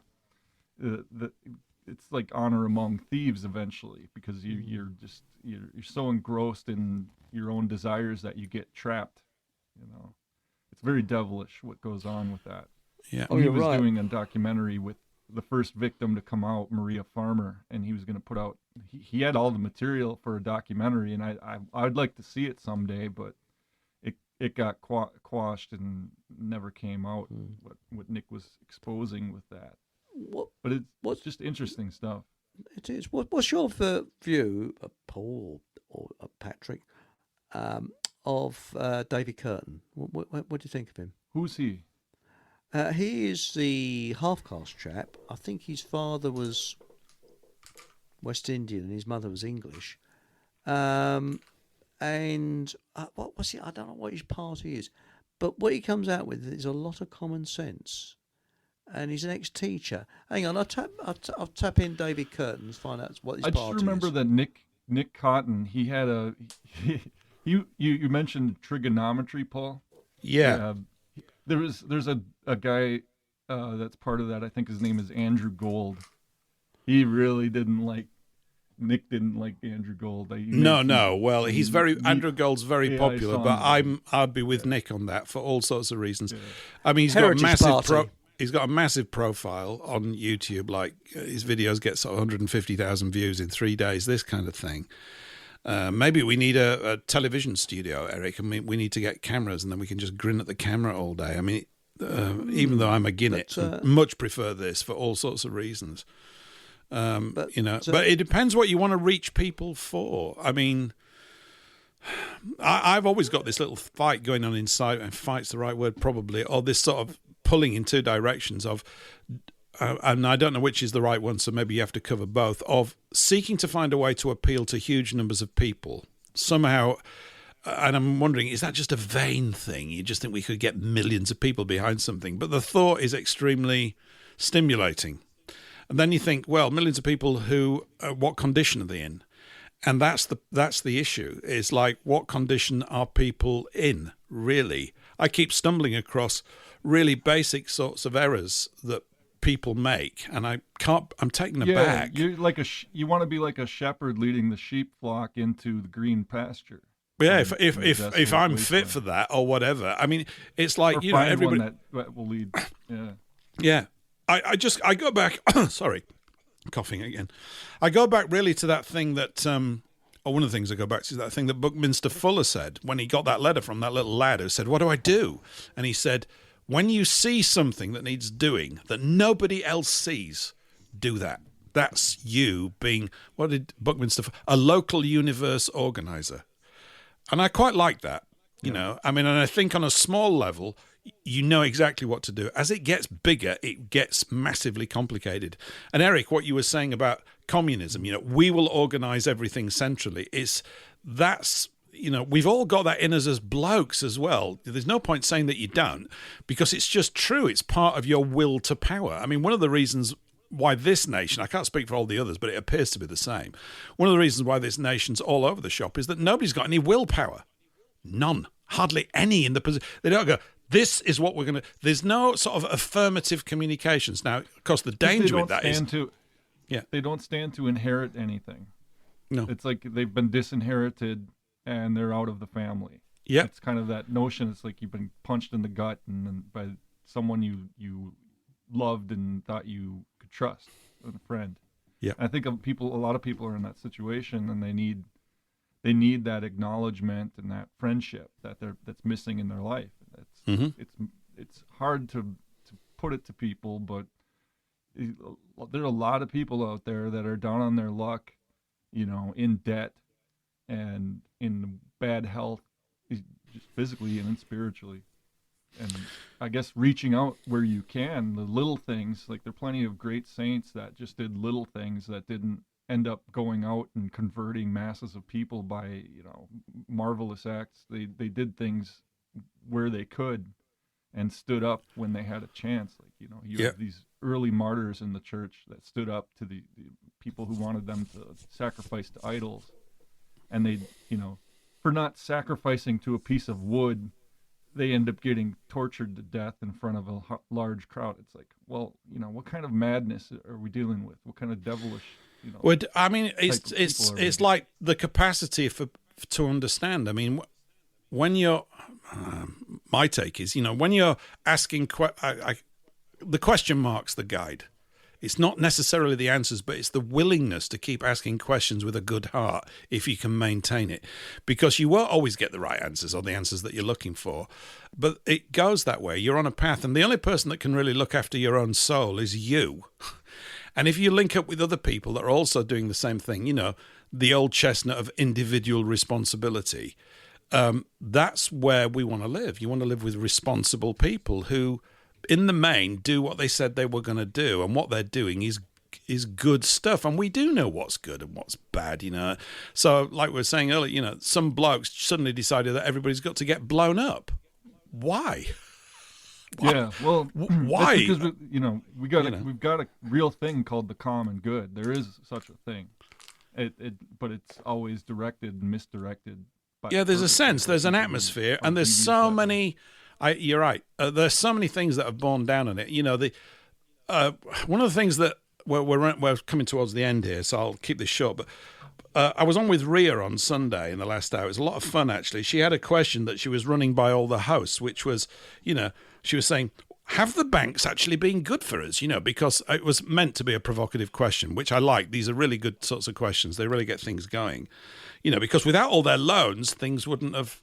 Lots of things we wouldn't have done lots of things, and from a certain sort of viewpoint you could maybe argue that. From another one I couldn't at all, of course. Yeah, well, Charles Lindbergh arguing against the Federal Reserve, he wasn't against the bankers so much as the money trust involved that was controlling things. Absolutely, yeah, it's to do with the nature of it. It's to do with what the focus is and where you think it is, and to some degree what the banks have been able to do, or what the banking system does. Every single person's got an acquisitive gene. I want a bit more, that kind of thing. because, it's just, you say, well, this is entrepreneurial spirit, and led right, it is. And people create good things and much wealth, actual wealth, real stuff, and improved quality of life physically can come about because of it. But to some degree, through their system, they sort of harness that lust for money. And I often feel that, I think the crypto space is a real good case in point. Nearly everybody that's involved in that, all they're talking about really is how many more dollars their Bitcoin or whatever it is they're buying is going to be worth next year, and you need to get some too. They're like into sort of crypto tribes. I understand it comes about in every sort of field, but that's not... That, for me, personally, doesn't light my candle. Yeah, if I make loads of money, I can get out of this and it'll be okay. That's no good. I don't think that's particularly... For me, that's not interesting. Because, if I was the sort of person that was going to make a lot of money, I would have made it by now, and I'm not. Obviously, self-evidently, that's the case. Whereas the idea that we can get huge numbers of people out of the clutches of the banks or reduce the negative influence on people's lives made by banks... To me, I find that idea stimulating, particularly when you see, in history that certain nations for short periods of time prior to getting bombed into oblivion did just that. And you look at it and you go, I wouldn't mind having a few years living like that to see what it's like, because there's a sort of sense of exhilaration that comes around in me when I look at things like that. And I think that's worthwhile. Anyway, chaps, we've got about 30 seconds. Anybody want a final few words to say before we go to the outro music? Well, happy Easter, everybody.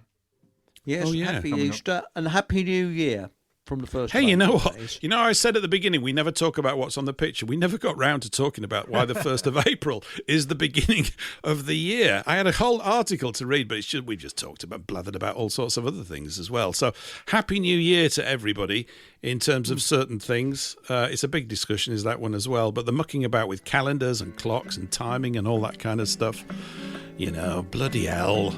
Is there nothing that they won't interfere with? Apparently not. Nothing at all.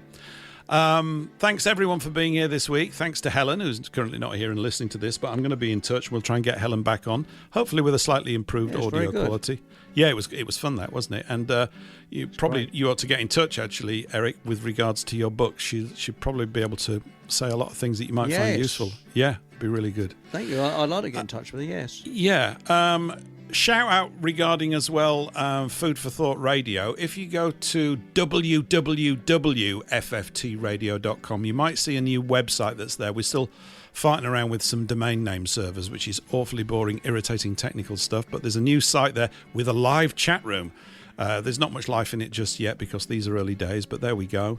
I'll keep you posted on the developments of that, because it's taking up more and more of my day, which is all to the good. We'll be back again same time next week. Thanks to Paul, Patrick and Eric, and to Helen for being here, and thanks to all you lot in Rumble. We've been talking so much I couldn't read all the comments out, but Alice is getting married to John Pontes apparently, and more on that romance next week. I'm teasing a bit, but the chat's fantastic. Bye for now, everyone. Bye bye.